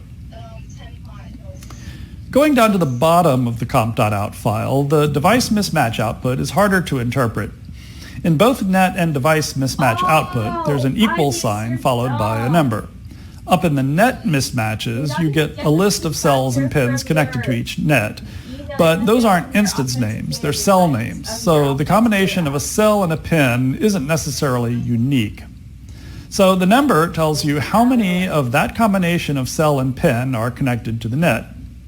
In this example, there's only one instance of each cell type in each net list, so the number of cell and pin combinations can only be 1. In the device mismatch list, the number after the equal sign represents a fan-out, or total number of connected devices, including the listed device. The number on the left side of the equal sign is the pin name. The name of the instance is the name of the cell followed by the name of the instance, which is whatever comes after the X in the netlist. So the first entry is saying that in net A.spice, cell 3 instance X3 has pin 1 connected to 3 different pins. If I look at the net A.spice netlist, cell 3 pin 1 is connected to net B, and net B is connected once to each of cells 1, 2, and 3, which is a fan out of 3, which is what's printed on this line. I'll give you your Nintendo password. It's a little harder to debug from this output, but I can also read from it that cell 3 of X3 has pin 2 connected to 2 devices in net A.spice, but connected to 3 devices in net B.spice. Interpreting the error this way isn't as obvious, but I can see in the net list that pin 2 of cell 3 is connected to net C in both net lists, but that C is connected to 2 pins in net A, but 3 pins in net B. So basically, That's a fairly typical result. You'll find that it's usually much easier to debug a problem from the net mismatch list than from the element mismatch list. All right, enough of exercise 1. Let's CD to exercise 2. How are you a zoomer and you can't use technology? How are you a zoomer and you can't even use technology? Before I start on exercise 2, I'd like to point out one important thing. In the lab on DRC, I instructed you to keep Magic running for the whole lab because there wasn't really any point of quitting and restarting it. Not so with NetGen. If you run the LVS command once and keep NetGen running and then tell it to run the same LVS command again, it won't reread the netlist. This is because the LVS command can do some tricky things related to linking to netlists already in memory, so it doesn't reset everything between runs. You can leave NetGen up and running, but if so, then you will need to remember to run the reinitialize command between runs to make sure that any netlists have been cleared from memory. Since we keep changing directories anyway, then it generally works best to quit and restart NetGen. But you should know about the reinitialize command so you don't run into surprises. First, dump the two cells with cat.neta.spice and cat.netb.spice. You can see from the dump that the difference between this and the exercise 1 is that I put subcircuit definitions around each net. Otherwise, they're exactly the same. So I'll run NetGen again and do the same thing. So run NetGen and we'll type in LVS neta.spice netb.spice. Well, that didn't get me very far. I got the response circuit neta.spice contains no devices and cell netb.spice has no elements and or nodes. Not checked. So what's up with that? Well, to simulate a SPICE netlist, you would be assumed to have components at a top level of the file, which is what I had in exercise 1. A subcircuit definition isn't an active component. It's just a definition. Only a subcircuit call with X at the beginning of the line in SPICE is an active component. My netlists in example 2 define a subcircuit, but they don't instantiate it. So from the perspective of a simulator or NetGen, the file is empty of any components that it can do anything with. Interestingly, unlike example 1, I can from the terminal run ngspice neta.spice and then at the ngspice prompt do run. And it doesn't give me an error like it did when I ran the same command in example 1. Why?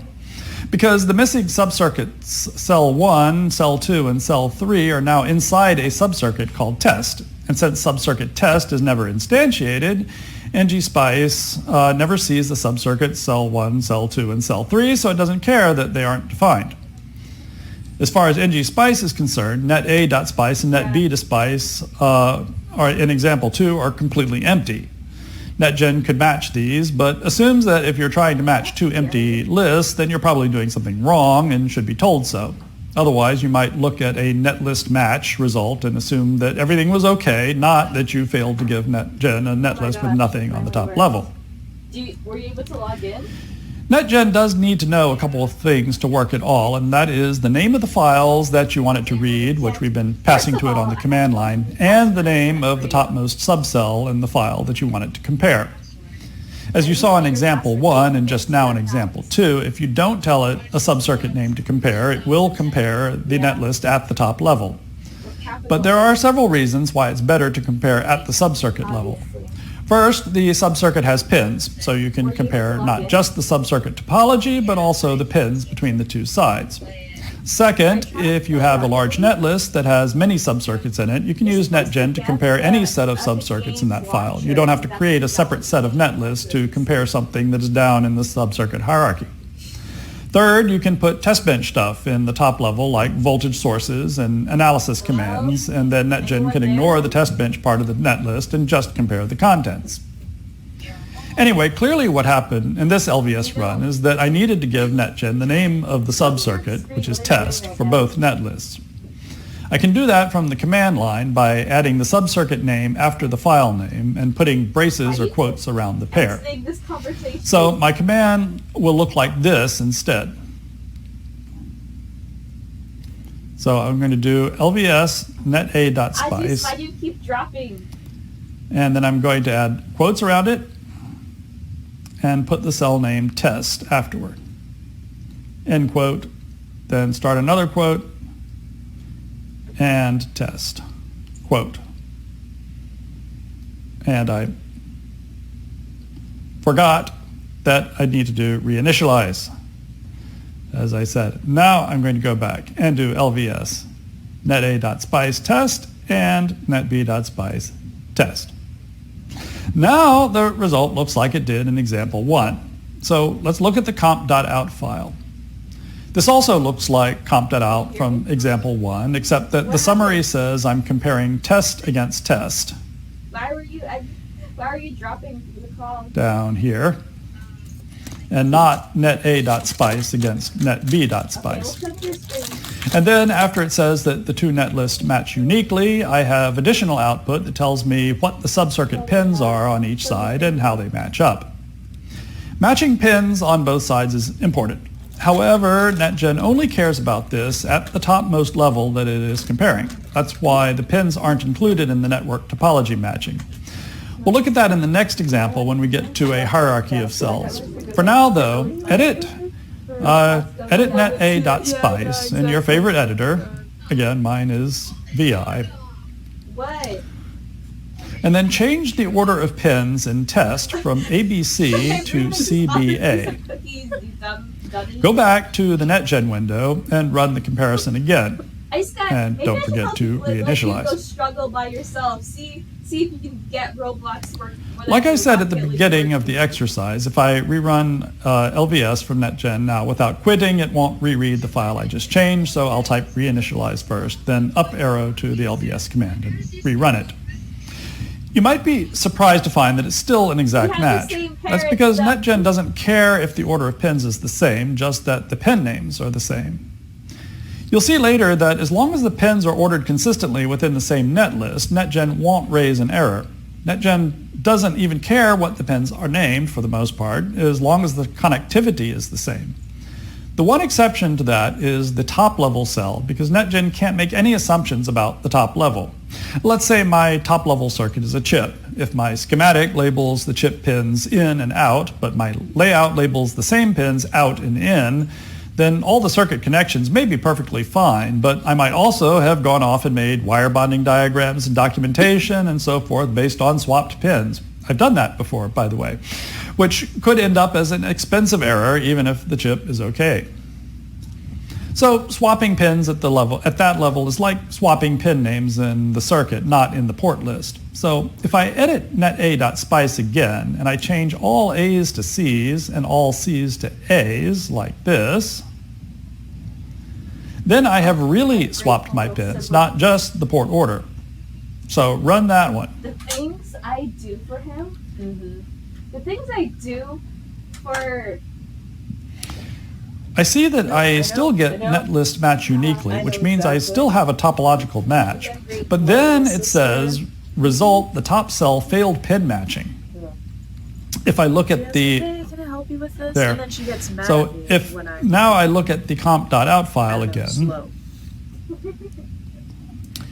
I see that, as I should be expecting, that pin A on the left has been matched to pin C on the right, and vice versa. And this has been marked as a mismatch. Before I move on to exercise 3, I'd like to wean you off the GUI, so I'm going to show you how to run NetGen from the command line, then from a batch script. First, I'm going to quit the GUI. Look, I'm telling you the exact... To run from the command line, I can pass any command that I would write on the NetGen command line after the command line option -batch. So something like this. NetGen -batch, then the command lvs, quote, neta.spice test, quote, netb.spice test, quote. Now, I usually like to keep the terminal output as well as the batch file, so I would usually do something like this, which is to add pipe T lvs.log. That gives me two output files, the usual comp.out match file and a file lvs.log containing a copy of what was output to the terminal. The other standard arguments are a setup file name and the output match file name. Since most of the examples are going to use the SkyWater 130 nanometer technology, I can pull the setup file from the PDK's installation.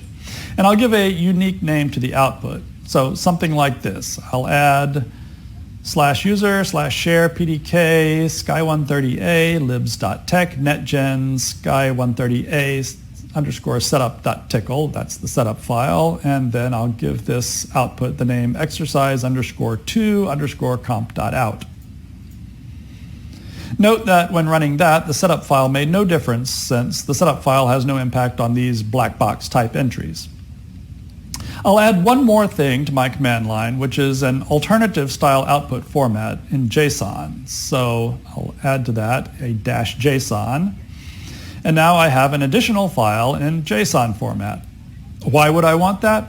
Well, mostly it's just more machine readable than the comp.out file, which lets me write scripts to parse it. So I have a script in Qflow that I copied into this repository, in which you can run by doing /count_lvs.py and the name of the JSON file. And it will give you a quick summary of the pass or fail status of the program.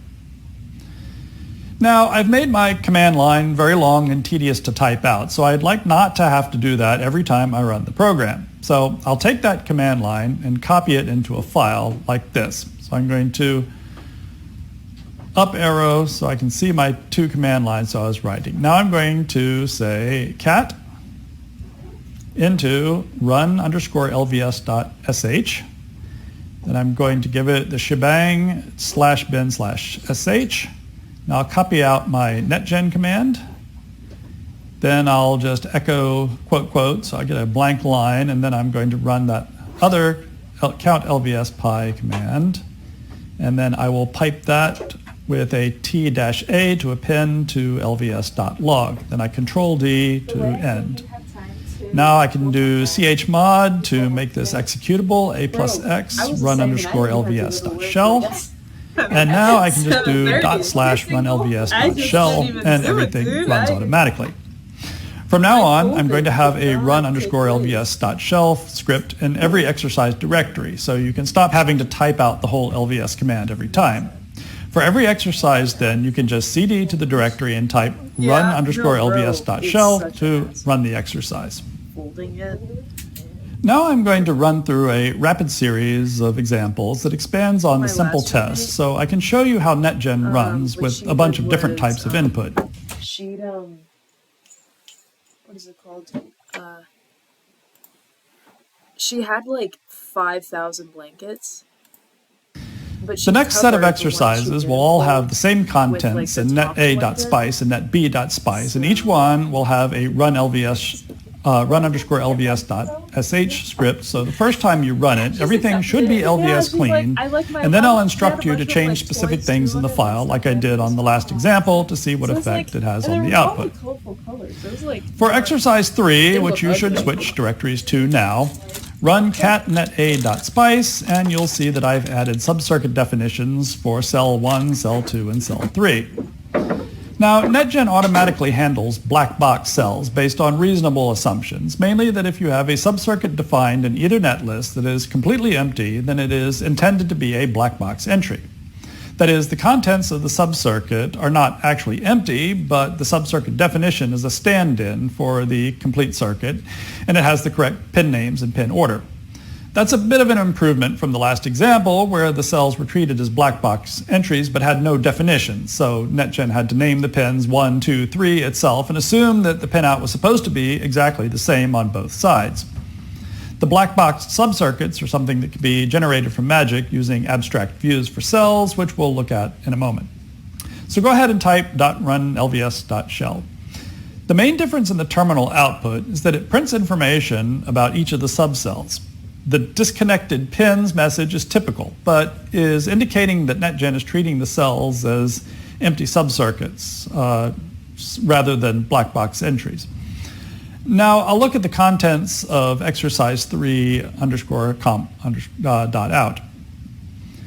It's pretty much the same as before at the end, but now at the top I get these disconnected node messages which match the disconnected pins messages in the terminal, and then each cell has a pin matching report, which is pretty boring because all of the pins match. Now do the following. So quit this and then edit neta.spice and change the order of the pins on cell 1 from ABC to CBA. Think about what's going to happen. I mentioned earlier that NetGen doesn't care about pin order except at the top level, but it does care about pin names, and it will track them, and especially for black box entries, it's going to insist that the pin name should be the same. So run /runlvs.shell and see. Now I get a mismatch. Take a look at the exercise 3 comp.out file because it's instructive. I get output showing that it's attempting to match the black box entries by pin matching, and you might notice that the pin list for cell 1 goes CBA instead of ABC since we changed the order in cell 1. Now if you go down to net mismatches in the top level comparison, you can see that it's complaining that cell 1 pin A in circuit 1 matches pin C in circuit 2 and vice versa down in net A. So it has treated the pin names A, B, and C as meaningful. Okay then, do this edit. Change the cell 1 pins in neta.spice from CBA to ABD. Again, think about what should be happening before you run NetGen again. Think you have it? Okay, go run it now.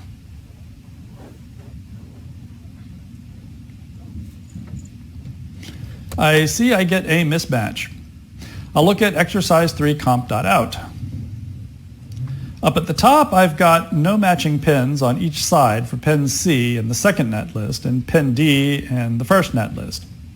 Down in the report for comparing cell test to test, things get interesting. I've now got a net named dummy4 No.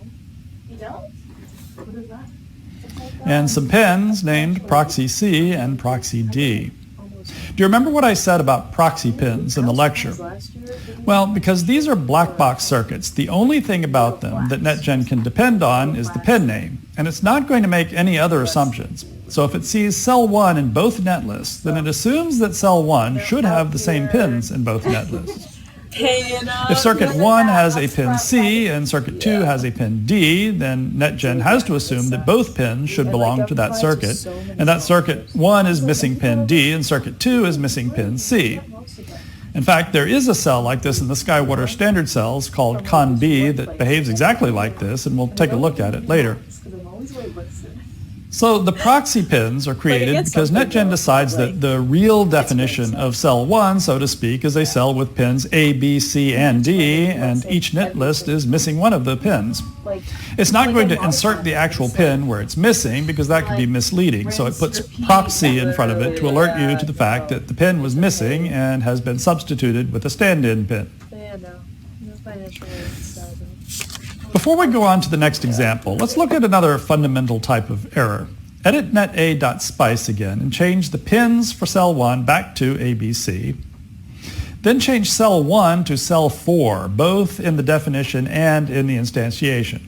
Then think about what should happen, and then run runs_lvs.shell again. Well, you might be surprised since it resulted in a good match. Why is that? Look at the top of exercise 3 comp.out.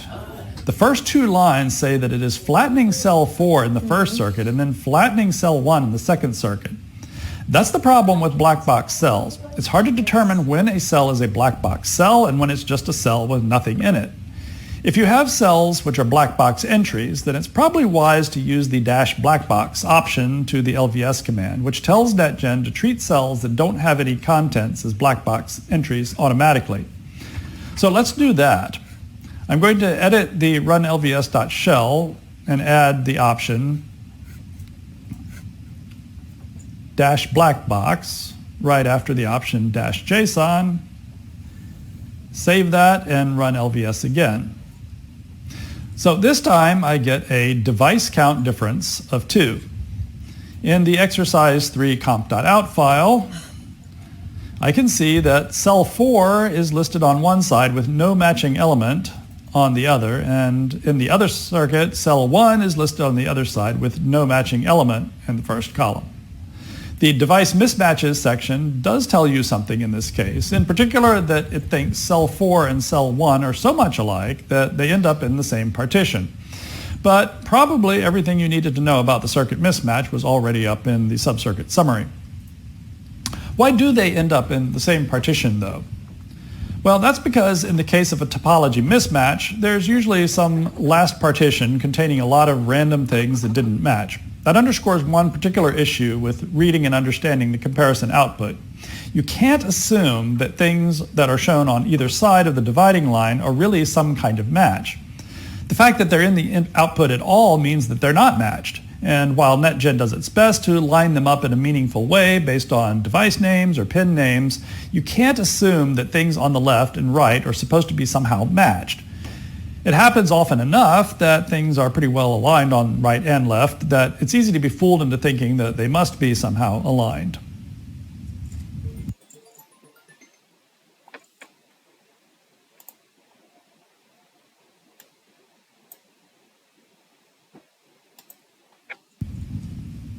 Let's do one more example with some hierarchy to it so that I can make another point about pin names and pin order.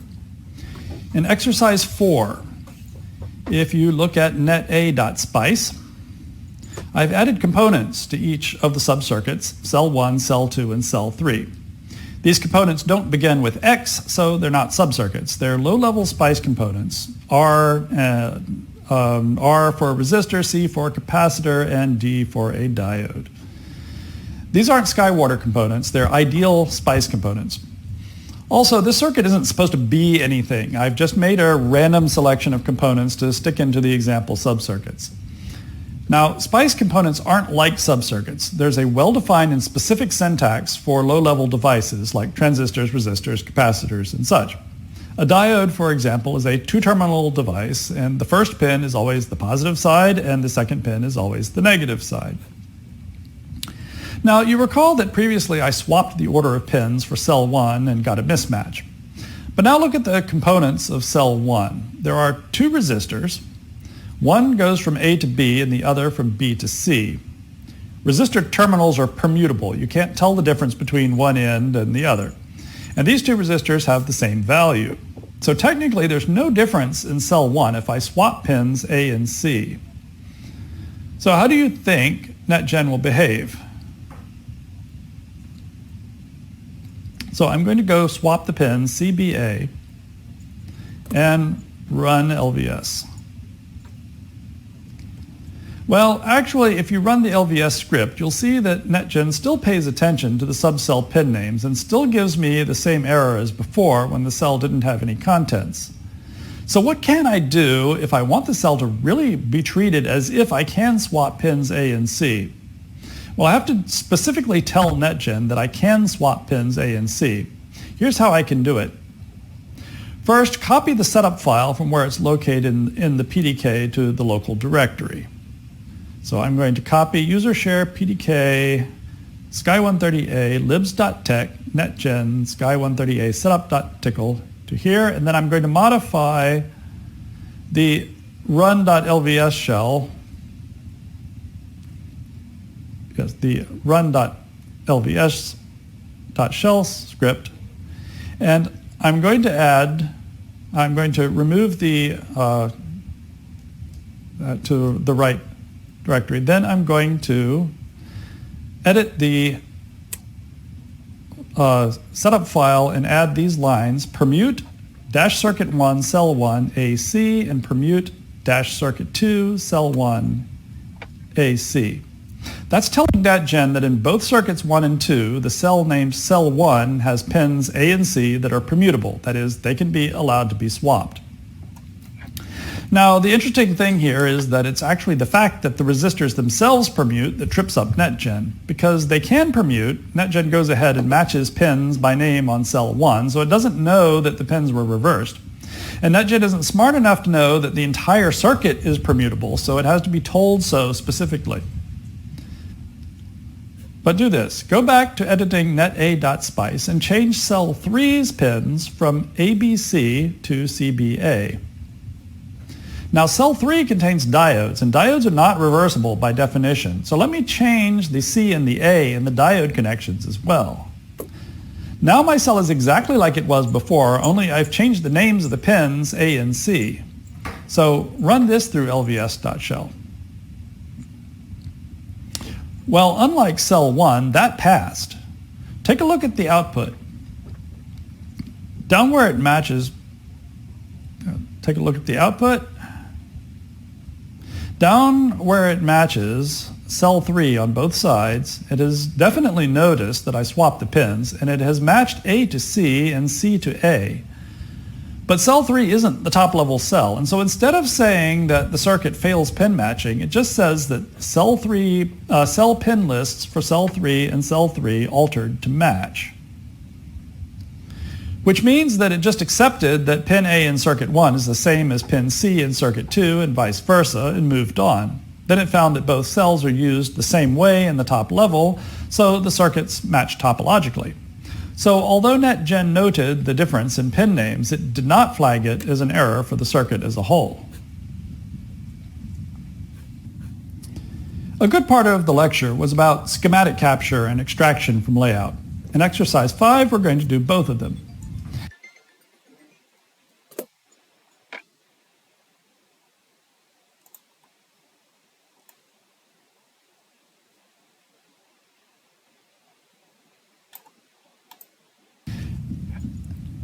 Exercise 5 is set up like a standard analog design project.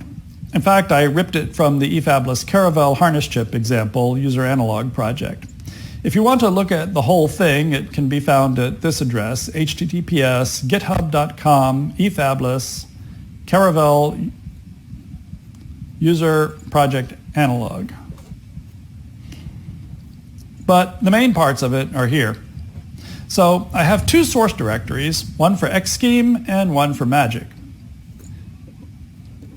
And then I have one other directory with the scripts for running NetGen LVS, where I can also drop LVS result files so they don't clutter up the design file area.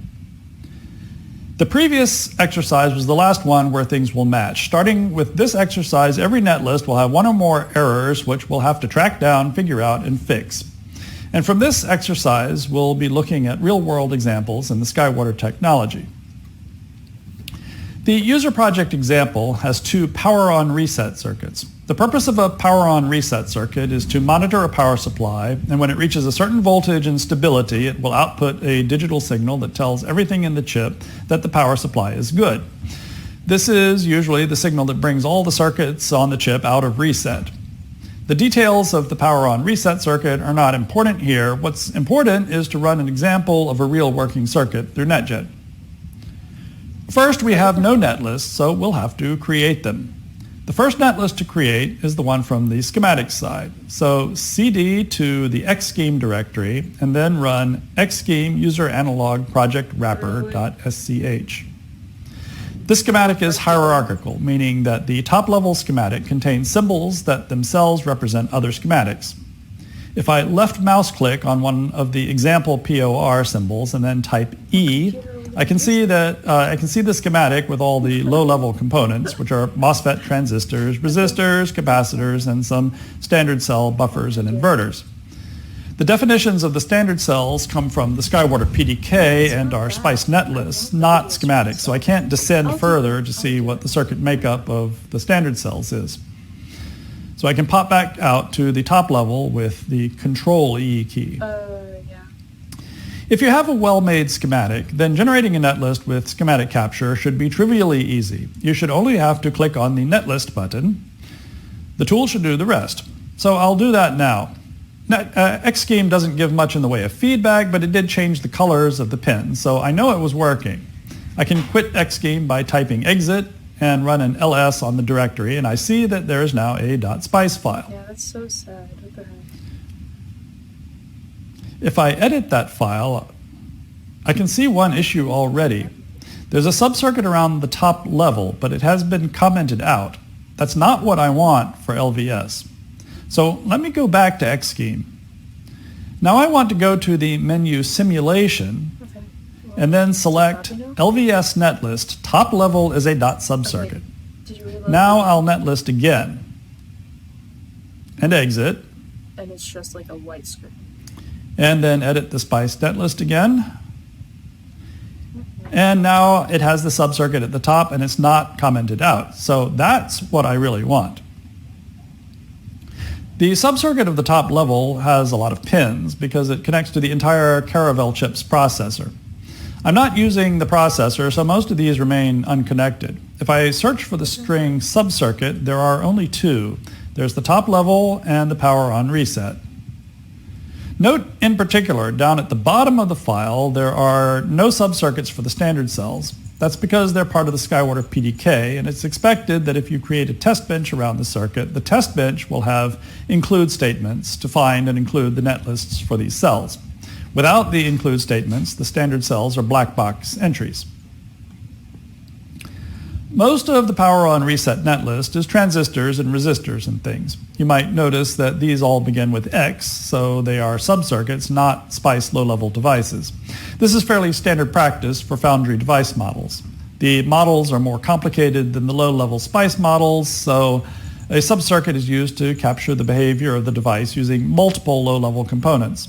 To make sure that NetGen treats the devices like low-level components, though, it's necessary to inform NetGen about them in the setup file. Take a note now of one or two of the devices. For instance, Sky130 FDPR Res X High PO0P69 is a resistor. I'll then edit the Sky130A setup file from the PDK, the one that I copied in the last example.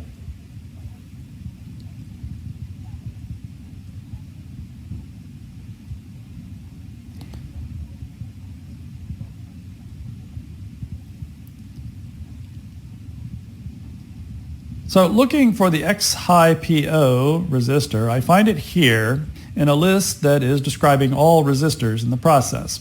Below that, I see a tickle for loop that's looping through all the devices I've declared to be resistors and running some setup commands to make NetGen treat them like resistors. I'm telling NetGen that the two terminal pins are permutable and that resistors add in series and that they're described by properties L and W. You'll find similar treatment for capacitors, transistors, and so forth. So that's how NetGen knows about all the low-level devices in the SkyWater technology. So I have one of my netlists. Now I need a layout extracted netlist. I'll then CD to the mag directory where the layout is. The example POR and user analog project wrapper cells are there. Since I created my schematic netlist from user analog project wrapper, that's what I'll use for the layout extraction. If you did the DRC lab, then there was a script in that lab called run_magic, which I've copied here. So all I need to do is do /run_magic.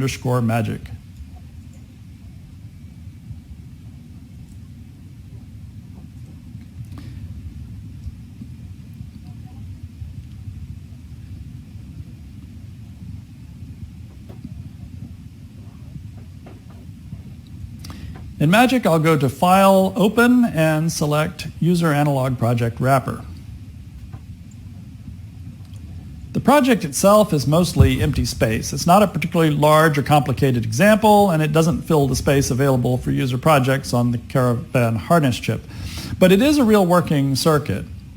Although I don't need to, I'll expand this so I can see everything by pressing the S key while the pointer is on the background and then typing X to expand.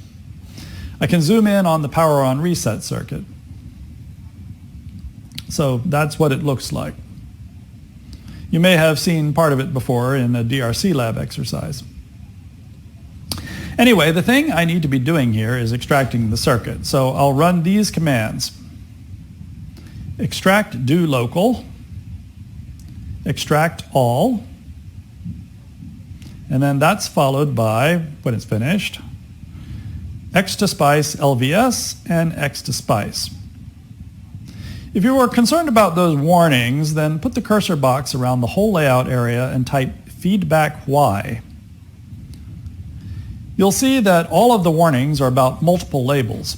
So that's okay. It's in the nature of the project wrapper circuit here to have several pins with the same label.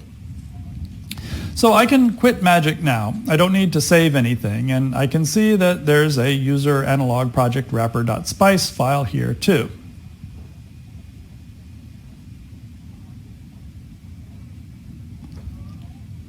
So I've got now my two netlists.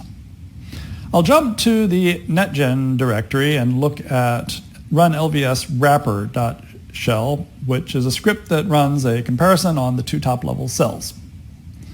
This looks like all the other launch scripts, so you know what it's doing.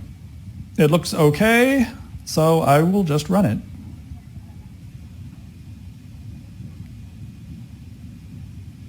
So looking at the terminal output, I see that I have some net mismatches.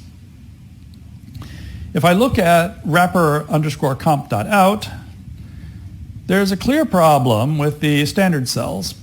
The problem is related to what I mentioned before, that the standard cells aren't included in the netlist. So the standard cells are treated like black box entries, but without a subcircuit definition, the pins are just numbered 1 to 6. The layout netlist, though, has full subcircuits for these cells with all the pins named. So the pin lists don't match up at all. Because they're subcells and one side is a black box, NetGen doesn't immediately treat the pin differences as an error, but it shows up in the top level where you can see all the problems with these proxy pins that it creates. So I really need to have the proper subcircuit definitions for those cells, which is really what you want when using a Foundry PDK anyway. You don't want your tools guessing about what the PDK cells are. So go back to the xscheme directory and run xscheme on the analog wrapper tb.sch file. So this is a test bench built around the wrapper designed to check all of the connections, but it also has a block of code for the netlist that sets up the analysis and also includes library files, including the spice of the standard cells. So I'm going to netlist this one. Note that I don't need to select the top level as subcircuit option because I'm not going to be comparing at the top level. So all I need to do is click on netlist and then exit. But I'll need to edit my LVS launch script to point to the test bench spice, not the project wrapper spice, although the top level cell to compare will be the same.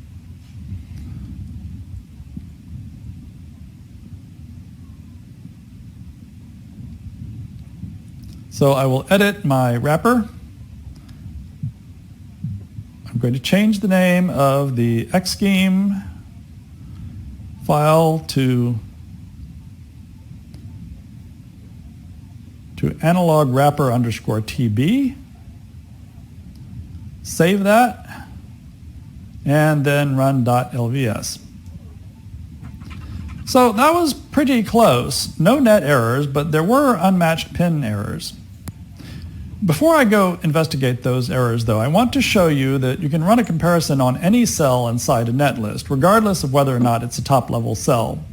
There's another script here called run_lvs_por.shell in the netgen directory, which is an example of that. If I look at this script, I can see that it passes the same two netlist files to netgen, but the cell it declares to match is example POR, not user analog project wrapper. So if I run this script,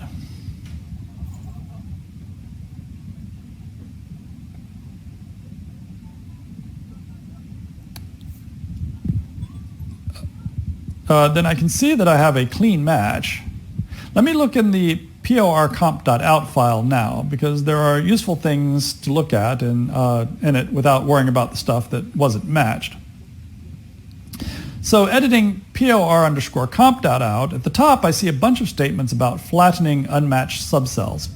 You'll see that all those subcells start with a SkyWater device name and end with 6 random characters and numbers. This is a parameterized cell in Magic, and I mentioned in the lecture, those introduce an extra level of hierarchy into the layout that isn't something you would want in the schematic. I'll go back to the mag directory and run magic and then load the example POR layout.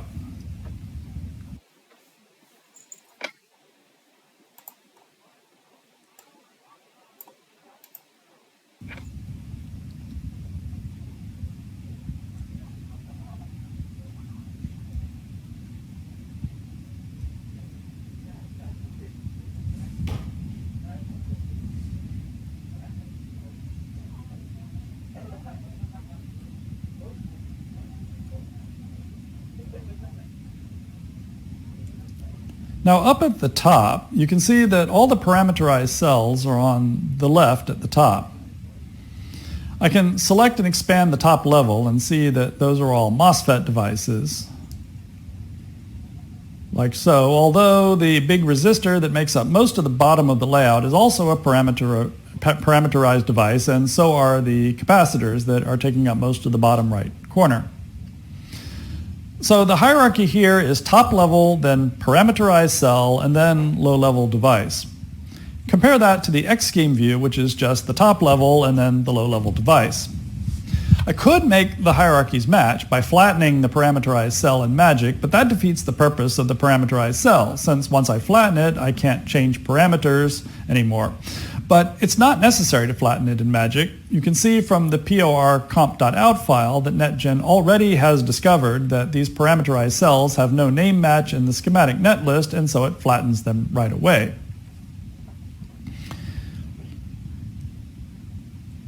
It's also the case that magic writes out all devices individually, so the extraction doesn't trust the parameters of the parameterized cell, but searches the geometry of the layout for each device and extracts it individually. You can see that in the SPICE netlist in the mag directory.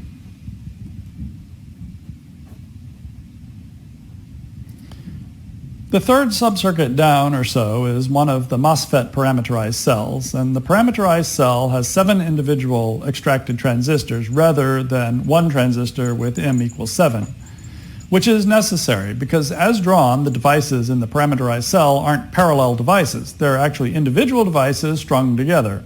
It's only after flattening them that it is possible to see that in this layout they really are in parallel. Again, I don't have to flatten them in the layout myself. NetGen does that, and after flattening, it checks to see what devices are in parallel, and if it finds any, it merges them automatically. So I see in the output file that in subcircuit example underscore POR, 20 devices have been merged together. Me dijo pa ahora. That cuts down on the number of devices reported in the cell summary. So you can see that by merging devices in the layout netlist after flattening, it has already reduced the number of devices to be equal to the number of devices in the schematic.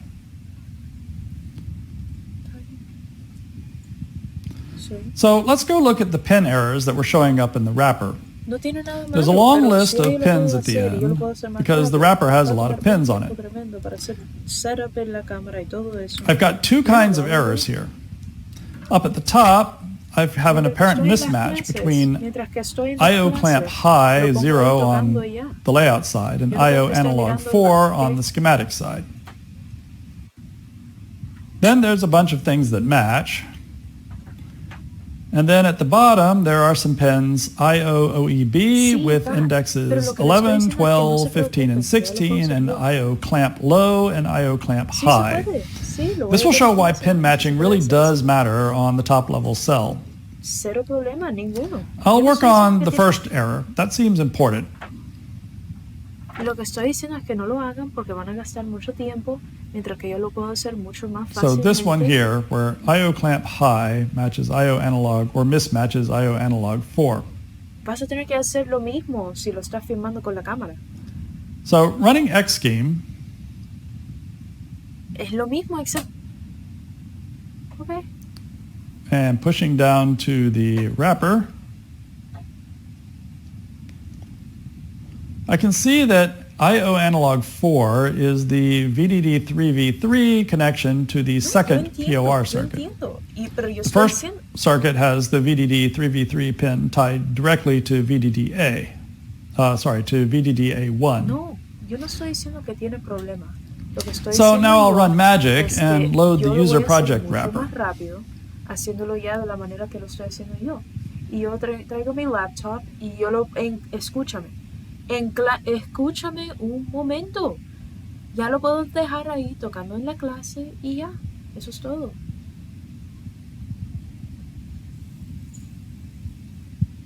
Estoy usando mi teléfono. Y mientras la clase, And I'll find the yo no voy a estar usando 3.3 volt power supply, es todo con notas. which runs along the top side of Lo runs pueden along the hacer, top lo of pueden all the hacer, pero- PFET transistors. Sí, estoy haciendo So día that's 5, ya casi VDD3V3. acabé. Sí. And this is the big wire to which they connect. So if I type Sí. get Sí, node, voy a I hacer can día see ci- that ya it's voy a IO poner día analog 5. 4. So that looks correct. 30 minutos. So let me trace that signal out to the Después, pins. que voy a acabar día 5 en como They, 30 minutos. Día 4 SSS solo to una select hora. the full Y net. seguramente hoy yo voy a poder tener hecho. So if I trace that up to the pins, up here, I can see what the issue is.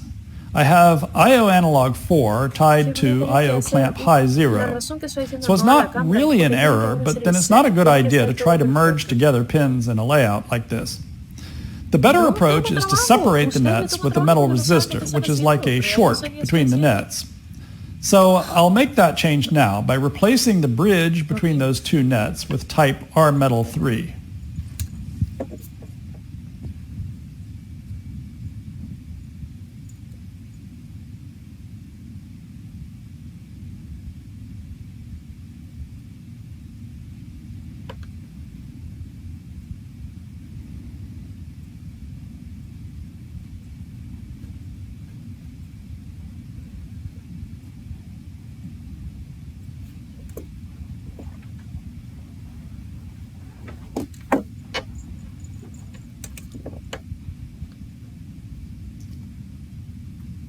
So now that I've got it aligned, I'm going to paint R metal 3.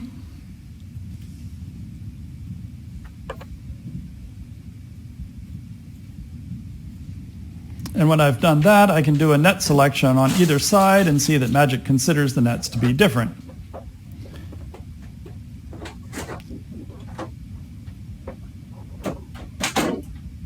Now check the size of the resistor, because that will be important. It's 1.5 microns by 11 microns, and because the current flow here is side to side, the 11 microns is the width of the transistor and the 1.5 microns is the length. Now I can re-extract. So I'll go do extract new local, extract all,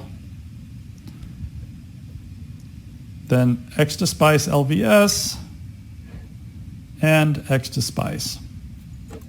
And now I will rerun LVS.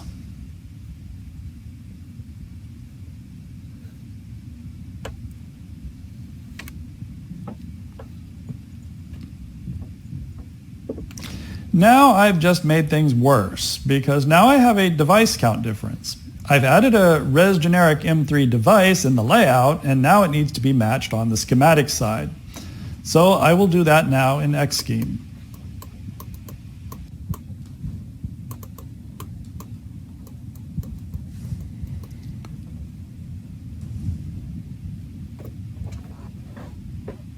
So running Xscheme, I will select the device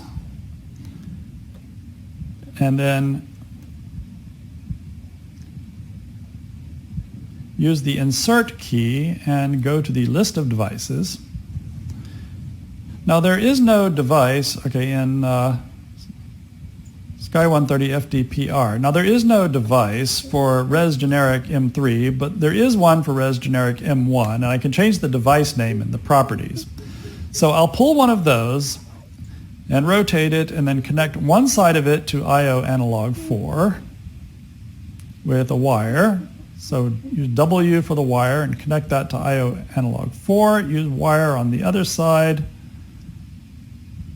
And then I'll just copy the label. It's simpler that way.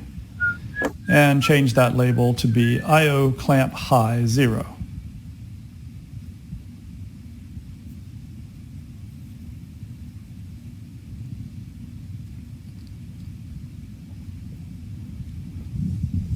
And then I'll edit the properties of the resistor by clicking on it and using the Q key, and then I'll change W to 11, L to 1.5, change the resistor type to M3, and that should be it. So don't forget to set the top level circuit to be output, and then hit netlist. And then we can exit. And now I can rerun LVS.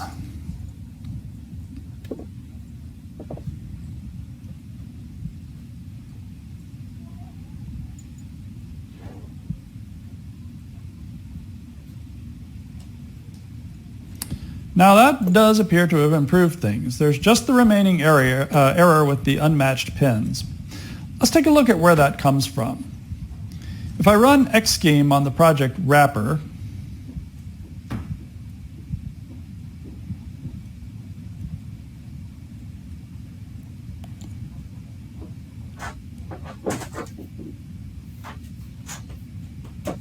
and descend to the wrapper,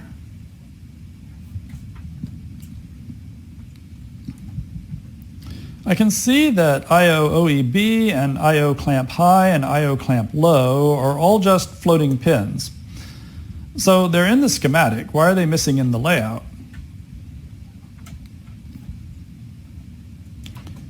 In the layout, let me go look for one of those pins. So I'll bring over my layout,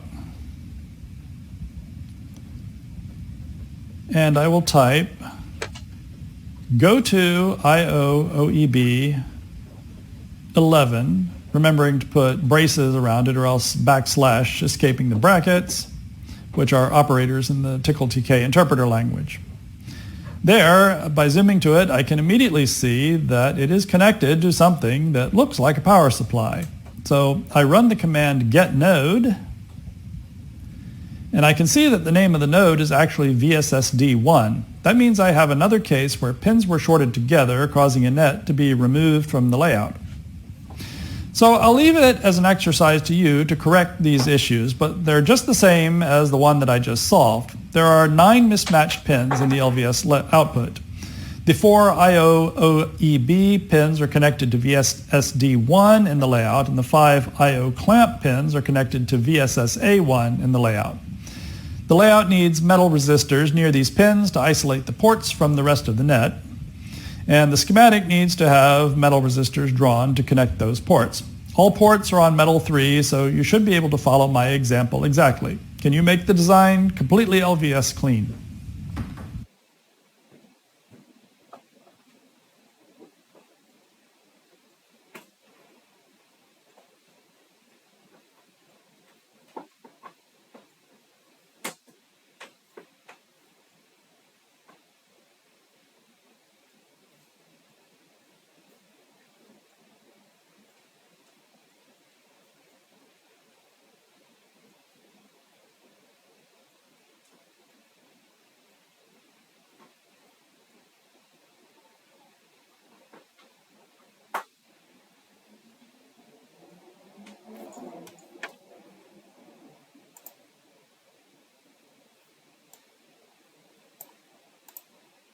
For exercise 6, we'll look at running layout versus Verilog using a standard cell design from the Caravelle chip.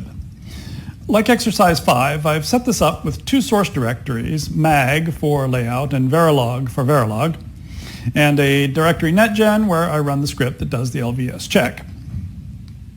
Now, when you run OpenLane to create a digital layout, which is how this layout was made for the Caravelle digital locked loop, OpenLane runs LVS for you. I'll use this example to show you what's going on inside OpenLane when it does this, and then we'll do an example where the Verilog is used on a design top level where much of the design might be hand routed and OpenLane isn't necessarily involved at all. In principle, this is supposed to be easy, so cd to the mag directory and then run the run magic script like you did for exercise 5.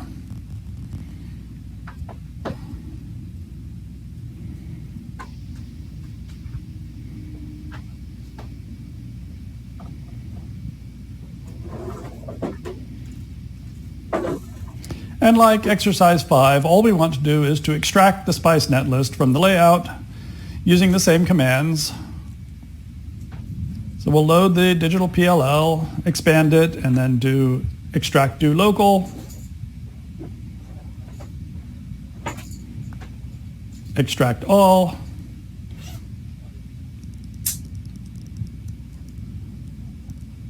X to SPICE. Need to do X to SPICE LVS, and then X to SPICE. Now there were a few errors reported here, and we'll go take a look at where those feedback areas are. You see them up in the very top corner. And feedback Y says that the device is missing one terminal. This is very typical of the decap cells, which do have source drain tied FETs.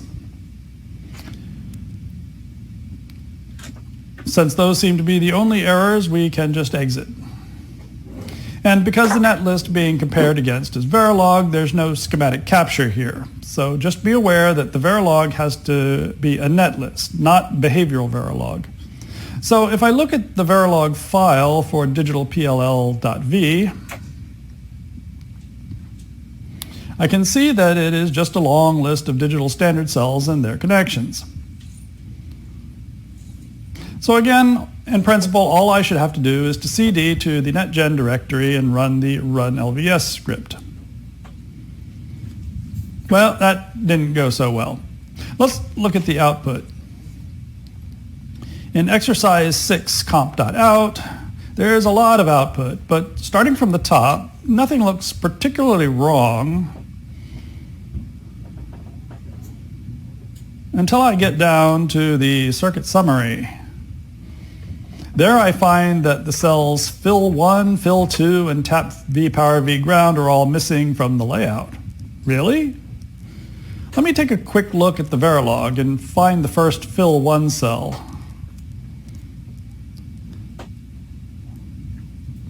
So there it is. I'll take down the instance name, which is filler011, and is supposed to have a match in the layout. So I'll go look at the digital pll.spice file in the mag directory and then search for filler011. And it's not there. I do see some cells named filler, but they are all decap type cells. So I'm going to go run magic again and take a look for that filler instance by typing select cell. Well, first I'll load the digital PLL.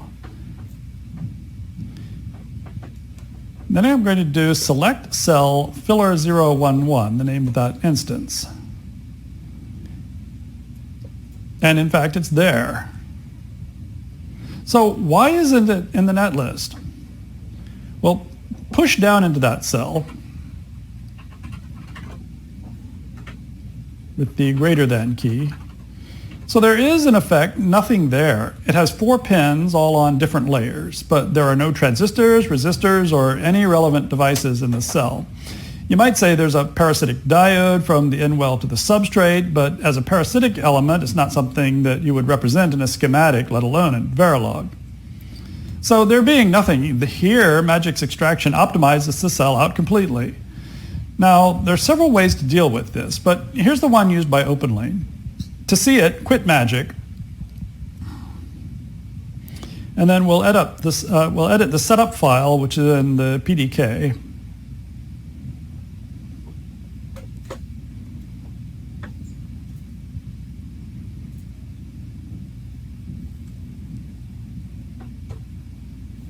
Now search here for the word fill. There you will find the technique used here, which is to ignore all the fill and tap cells. I can assume that as long as this layout is generated by a place and route tool that knows what it's doing, then I can safely assume that it can't place the fill cells in such a way as to screw up the net list, such as by inserting them upside down or something. So in this limited case, it's okay to ignore them. But that part of the code depends on an environment variable, magicxUseGDS. So that environment variable will have to be set before NetGen can run. So let's do that. edit the file run lvs.shell, and then add the line export magic ext use gds equals 1 above the netgen line. That will set the environment variable in the launch script shell before it runs netgen. And then we can run again. And this time we got a match, so all good.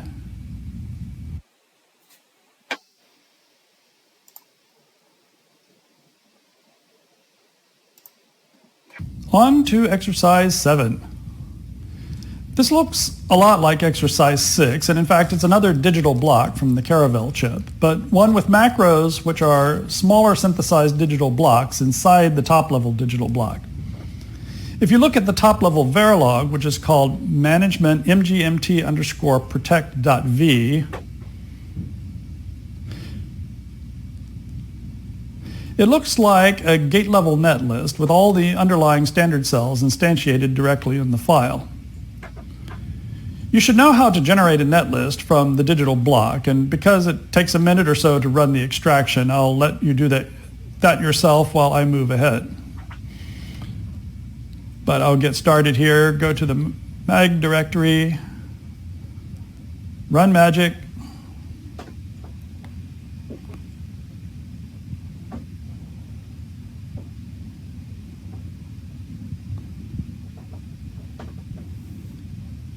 load the management protect, and there you can see the digital layout with its 3 macro blocks inside. And then we'll run an extraction on that. And I'm going to move ahead. So now I've got my extracted netlist and my Verilog. I'll go ahead and do x2spice, lvs, x2spice. I can quit now. And then I'll just check the run LVS script to make sure it's valid. And looks fine. And so we'll run. Well, that didn't get very far. And it didn't produce any output at all. What went wrong? Well, if you look closely at the terminal output, you'll see that at the end it printed module management protect is not structural Verilog, making black box. In this parlance, structural means gate level, while behavioral means RTL. But the file sure looked like gate level Verilog, so what's wrong with it? The answer is kind of buried in the code and hard to find. But now if you go edit that Verilog file, and you go down to line 242, you'll find one instance in which there is a tilde in front of a signal name. The tilde implies a Boolean negation, and that implies that the Boolean operator needs to be implemented by additional logic, namely one or more inverters. Since the inverter is only implied, then this file isn't directly instantiating all of the logic cells it needs. So while it looks like a gate-level netlist, it is leaving stuff for the synthesis tool to do, and it counts as behavioral, and it can't be directly compared against an extracted SPICE netlist. I just wanted to show you there what happens if you try to pass a Verilog file to NetGen that isn't a gate-level netlist. Note that it said it was treating it as a black box component. There would be nothing technically wrong with treating any subcircuit as a black box, and that's a good way to work with Verilog files, as long as you understand that the contents of any such subcircuits are going to be ignored. But it's not going to work with a top-level circuit because it leaves nothing to be checked. If you notice that there was a GL subdirectory under Verilog, you'll see that I did put there the actual gate-level netlist that OpenLane produced after synthesizing the managementprotect.v Verilog file. So all I need to do is go edit my run LVS shell script and point to the real gate-level file.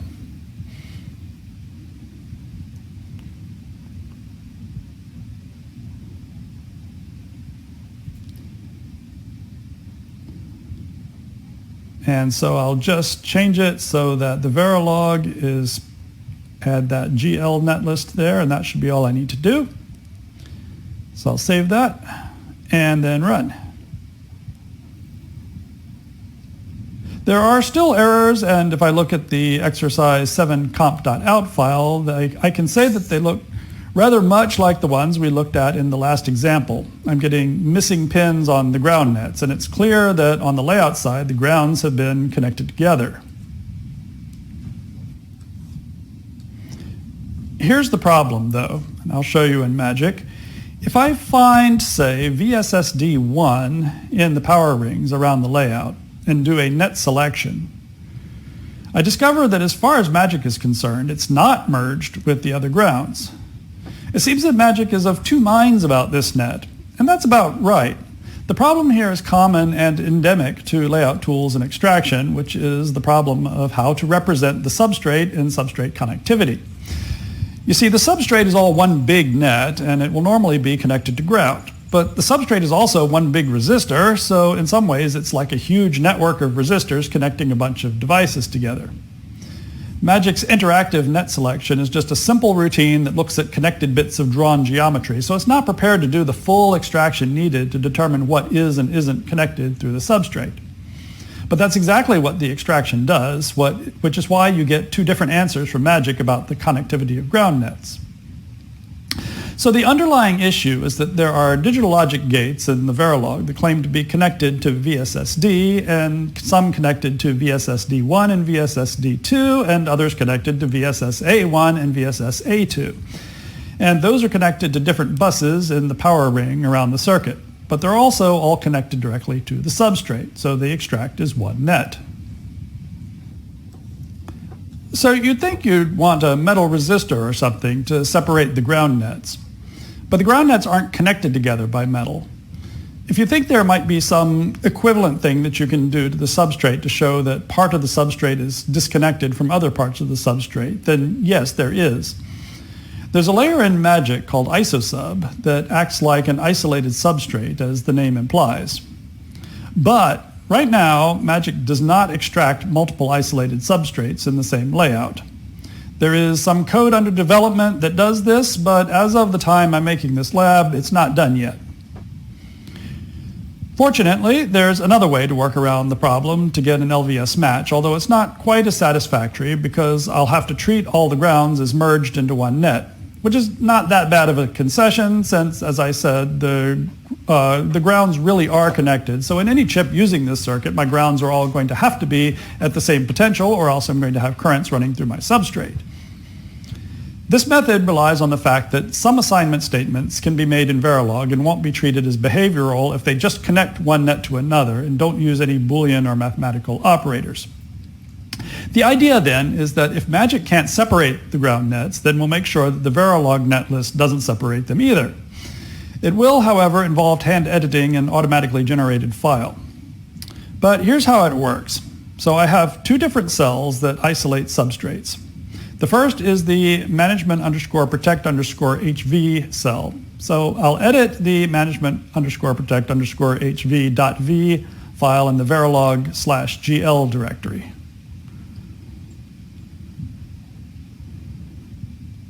At the bottom of that file, but inside the module definition, I'll make sure that the isolated VSSA1 and VSSA2 domains are merged with the VSSD by adding these lines, which is assign VSSA1 equals VSSD, and assign VSSA2 equals VSSD.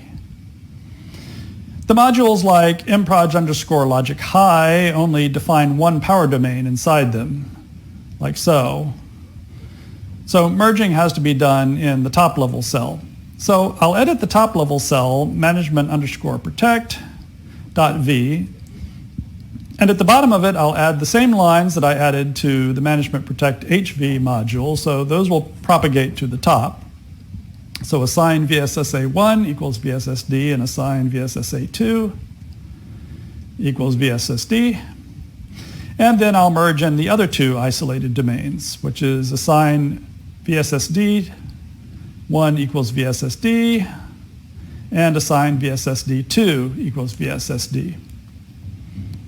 I can save that, and since I didn't change any layout, I don't need to extract the layout, but I just need to run the LVS script again. And now I get a match.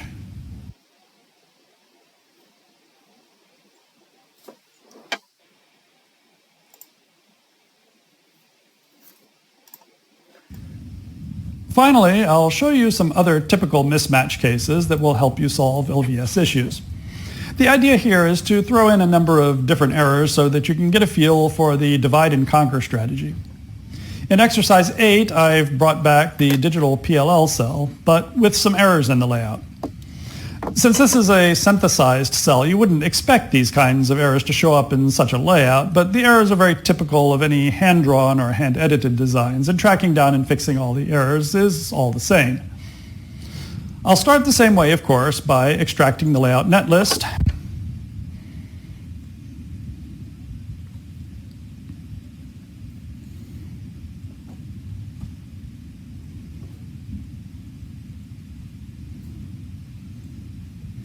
So the cell's digital PLL, I load that, expand it, and extract.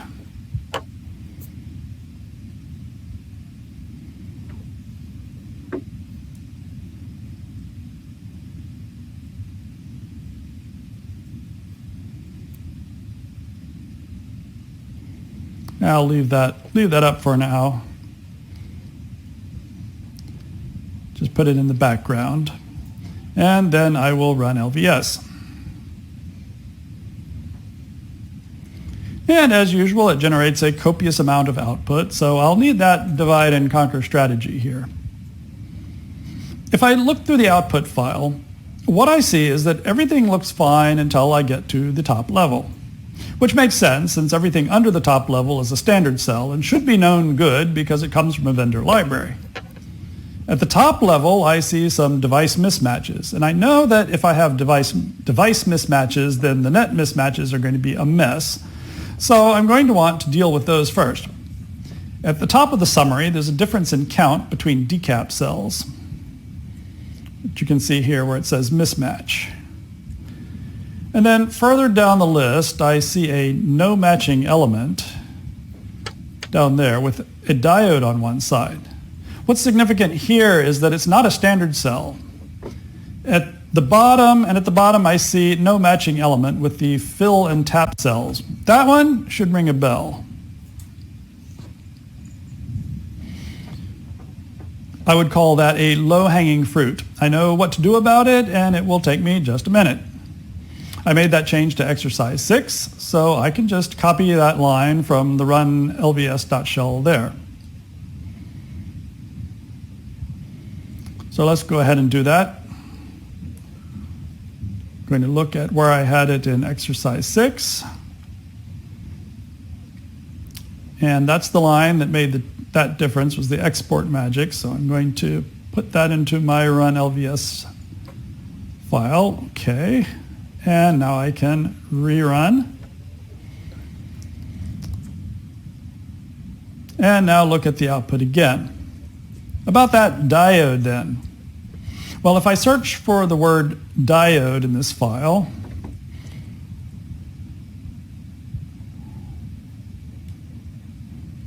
which I will do now,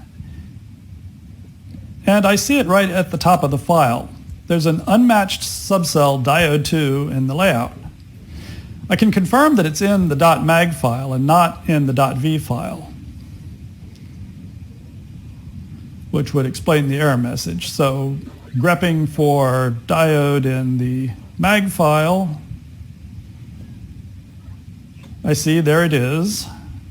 And if I grep for diode in the Verilog file, there it isn't. So that's a not untypical case where the diode has been inserted into the layout to fix an antenna violation error after the synthesis was done. Now the synthesized netlist has to be made to match. To figure out how to update the synthesized netlist, first I'll have to find the cell in the layout. So I already did a grep for the word diodes, and that gave me the name of the instance. So there's the instance right there, and I'm just going to use cut and paste with that.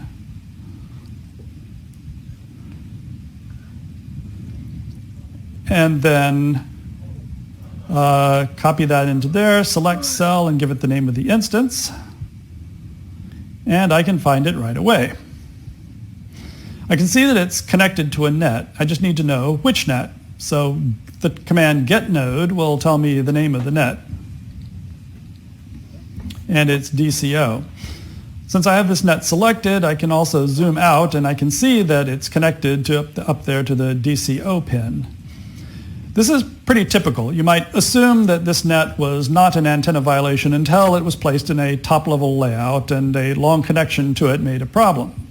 If it were an internal net, though, this would be a lot harder to find because Magic's name for the net would be some internally generated name, and I'd have to figure out what the net was from the LVS or by looking at connected instances and pins, which I can do here also by searching for diode in the LVS output until I find it in the list for the net DCO, only on the layout side. So this is what it looks like in the output file.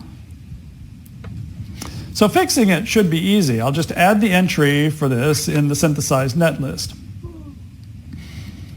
So running down to here, any place was fine. I'm going to add in the name of the cell itself, which is diode 2, and then I need to go add in the name of the instance, which I still have in the cut and paste buffer. Then the power and ground connections are the same for all standard cells, so I'm just going to copy those from another cell. And then if I zoom back in on the layout, I can find out that the diode cell, what the diode cell's input pin is named, and it's called diode, as you can see there. So I'll add that in as .diode, and that's the one that's connected to DCO. And that should be that. So I can go exit and run LVS again, and then in the output I can look for diode, and I can see that everywhere that, well, let me go, there we go, look for diode, and I can see that everywhere that diode appears in the file,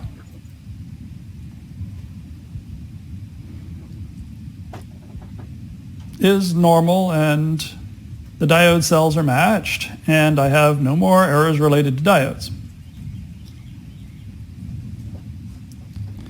So next up, I still have these decap cell errors.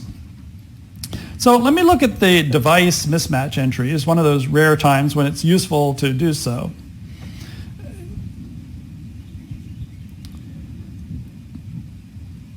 So nothing much shows up, but look at this entry for the decap cell.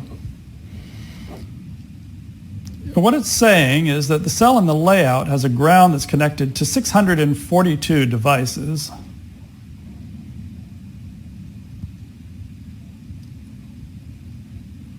Over here, the ground is connected to 642 devices, but on the Verilog side, it's connected to 636 devices.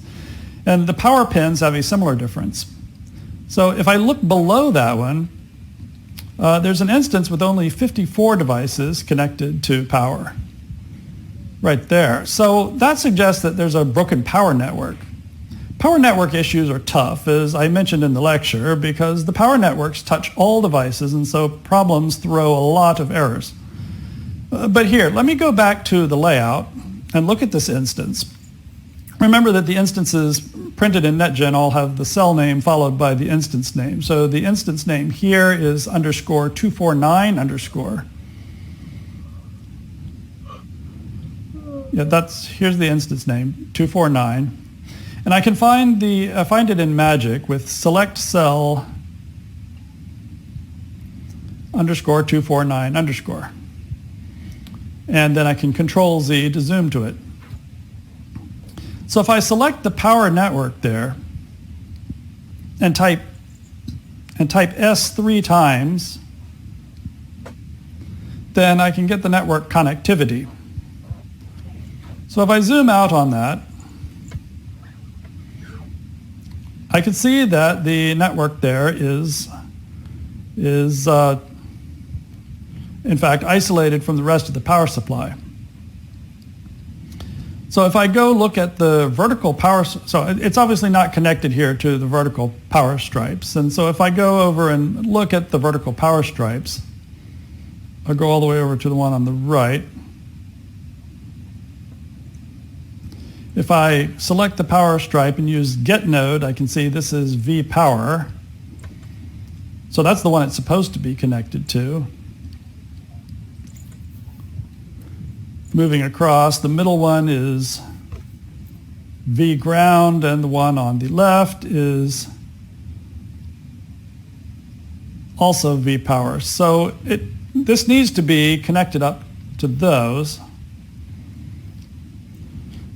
So if I zoom in on the intersection of where that isolated net is and where the power supply is, which is right down where I have my pointer right now, and then I compare it to the row above it, I can see that the row above it, they have different contacts. Indeed, there's a via 3 on most rows, except that it happens to be missing on the row down at the bottom. So I can see, yeah, that's a via 3, but down here all I have is a via 2. Well, it's easy enough to add the via 3, so I'm going to do it. I only really need to do it once here. Normally I would just put in all the contacts that are missing, but for LVS purposes, all I need is just a single one. So I'm going to zoom in on that and then paint via 3. And that should be enough to connect the power supply together. And since I changed the layout, I'm going to have to extract it again.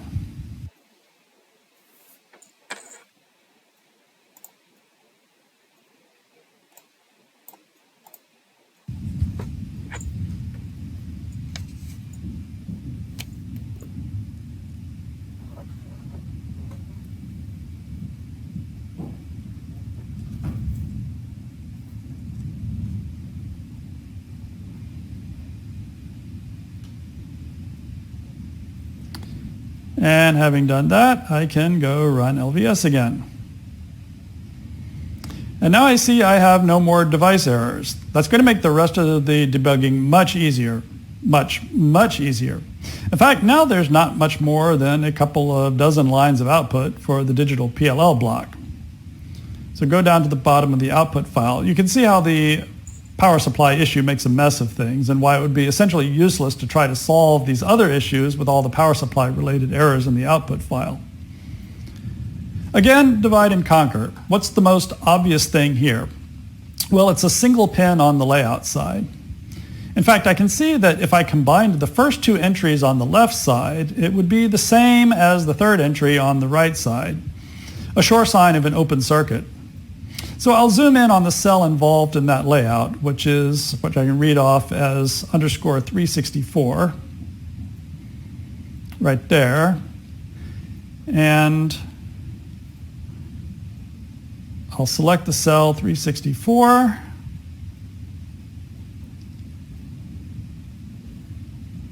And here I'm looking for the pin clock, CLK. I find it over here on the left. And do a net selection, and sure enough, there is nothing connected to it. So I'm going to use a little trick that I have, which is to type select feedback,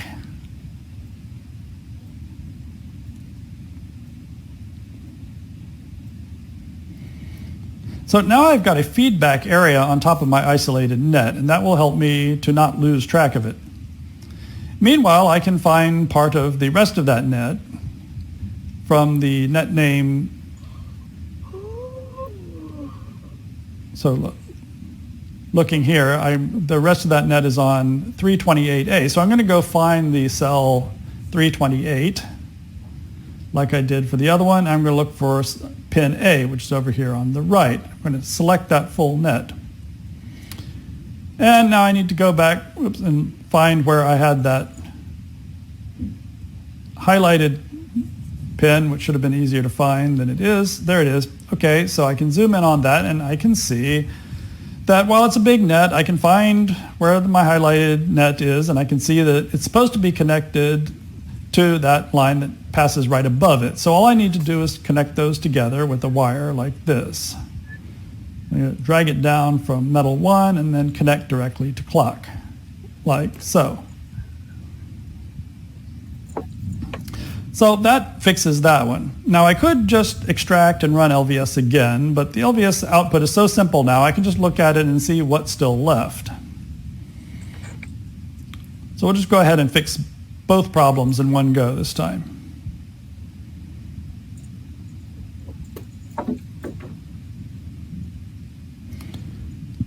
So So what I see here is the opposite of the problem that I just fixed.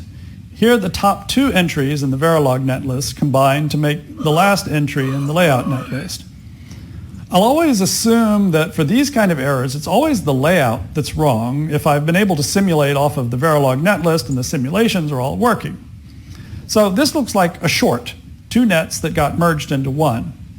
That's a little harder to find than the open circuit, but I'll do it the same way, starting by tracking down that net 376/Q, which is the combination of the two nets. So I'll do a select cell 376, then find the Q, select that net.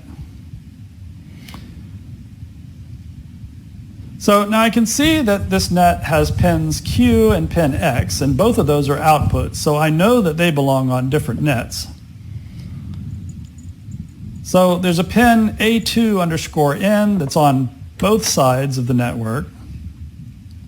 And then there are B2 pins, then those should all be on the same network as pin X.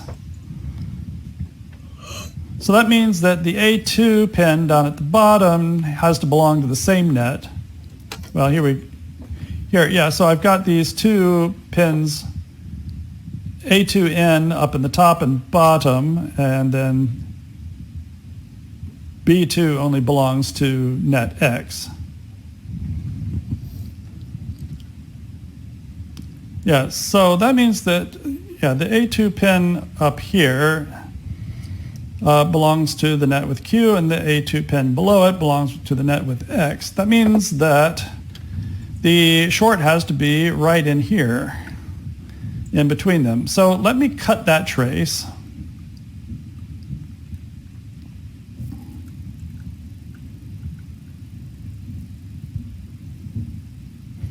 And now that looks right. So I can select the nets on either side and see that one of them has got the Q output and then the other one has the X output, like so. So is it done? Well, let's extract.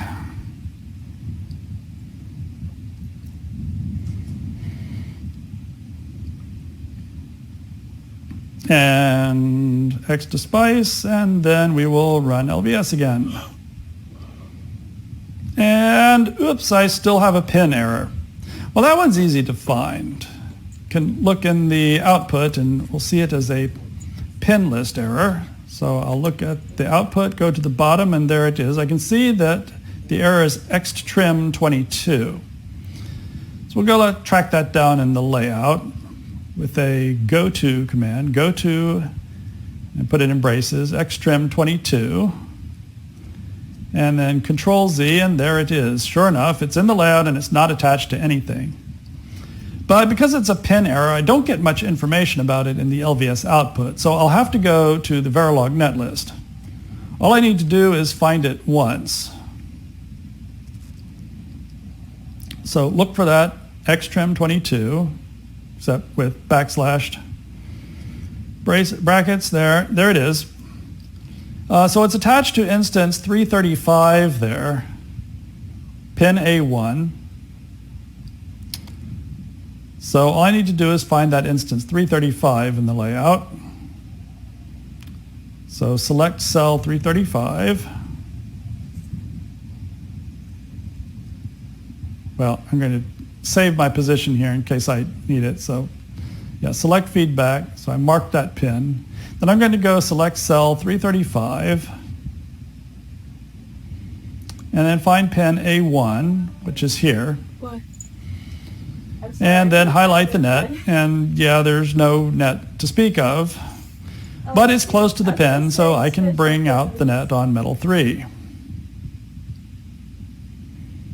So I'll just paint in some metal 2 to get it started, and then bring that up, connect it up to metal 3, and pull it across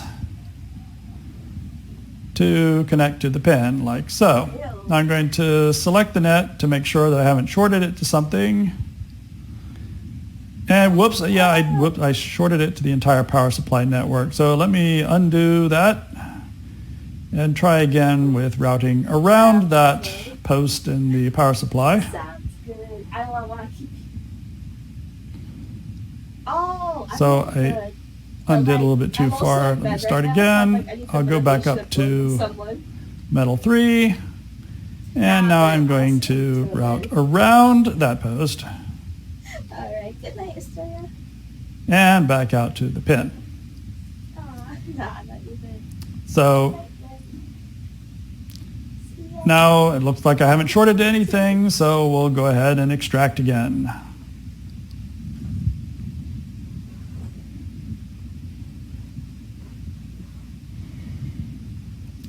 And so back to running LVS.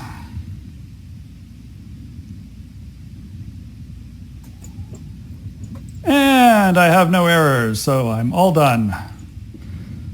So feel free to play around with an example like the digital PLL and make open circuits or shorts in the layout and see if you can then find them again by looking at the LVS results.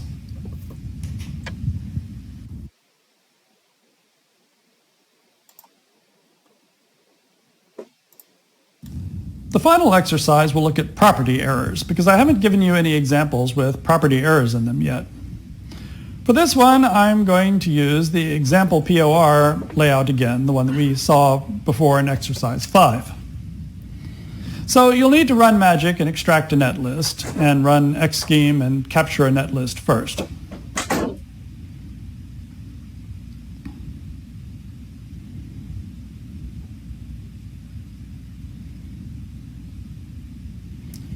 So real quickly, I will load the example POR. I'll do the extraction. All this should be familiar now. All right, that's done. Now we'll go to xscheme.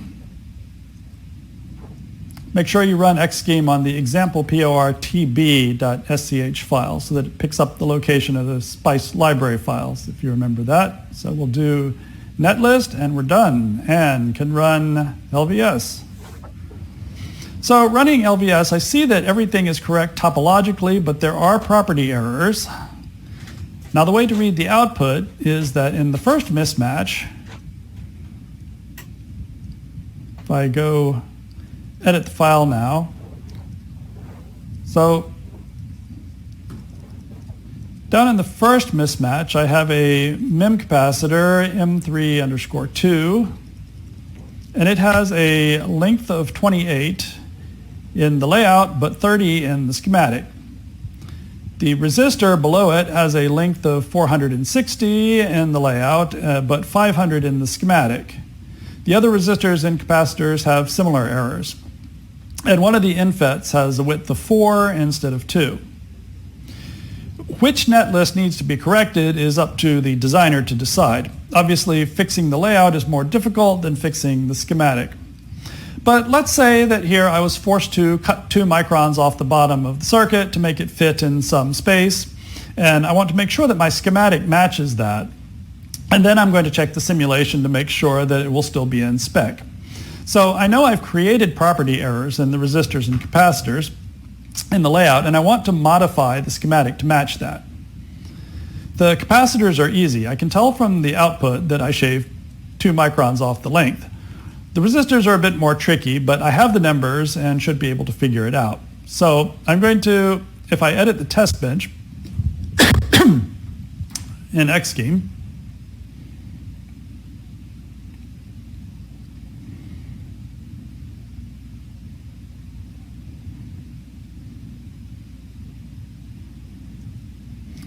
and then click on example POR and descend into that. Then I can find the 2 mem caps, for instance, first, and change those from length 30 to 28. So just bring up the properties with the Q key, and I can just change L from 30 to 28 there. Say OK, click on the other one, and do the same.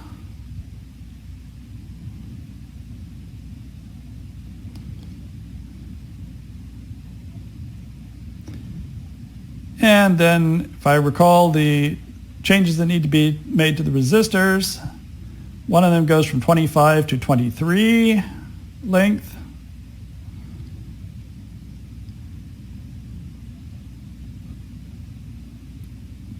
The one that is 150 goes to 138. And the one that's 500 becomes 460. So now I can pop back to the top level, which will ask me if I want to save that first, and then I can run the netlist again. And now I can exit. So I can quickly run LVS now, and I see that I have just one property error. Now let me assume that that one was a mistake in the layout. I've got a width of 4 where I need a width of 2 on device NFET with the suffix. We can look up the suffix here. It is 8KW54N. Here, right there. So that one should be easy to find. So I'll bring back the layout.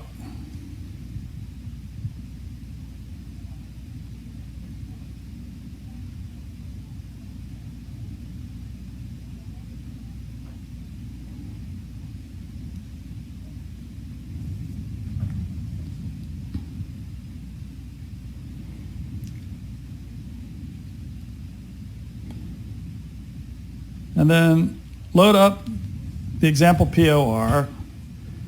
Now I need to find that cell, which there are a few cells. I'm just going to find it. There it is, over there, that 8KW54N. And so I can click on that, select it with the I key. Whoops, didn't mean to do that. I key. And then bring up the properties with the Control P key.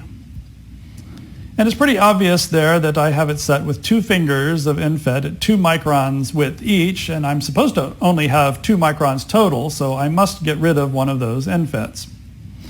So I'm going to leave it to you to finish the exercise, which means mainly to change the parameterized cell to have only 1 finger, and then clean up any DRC errors that there might be and rerun extraction in LVS.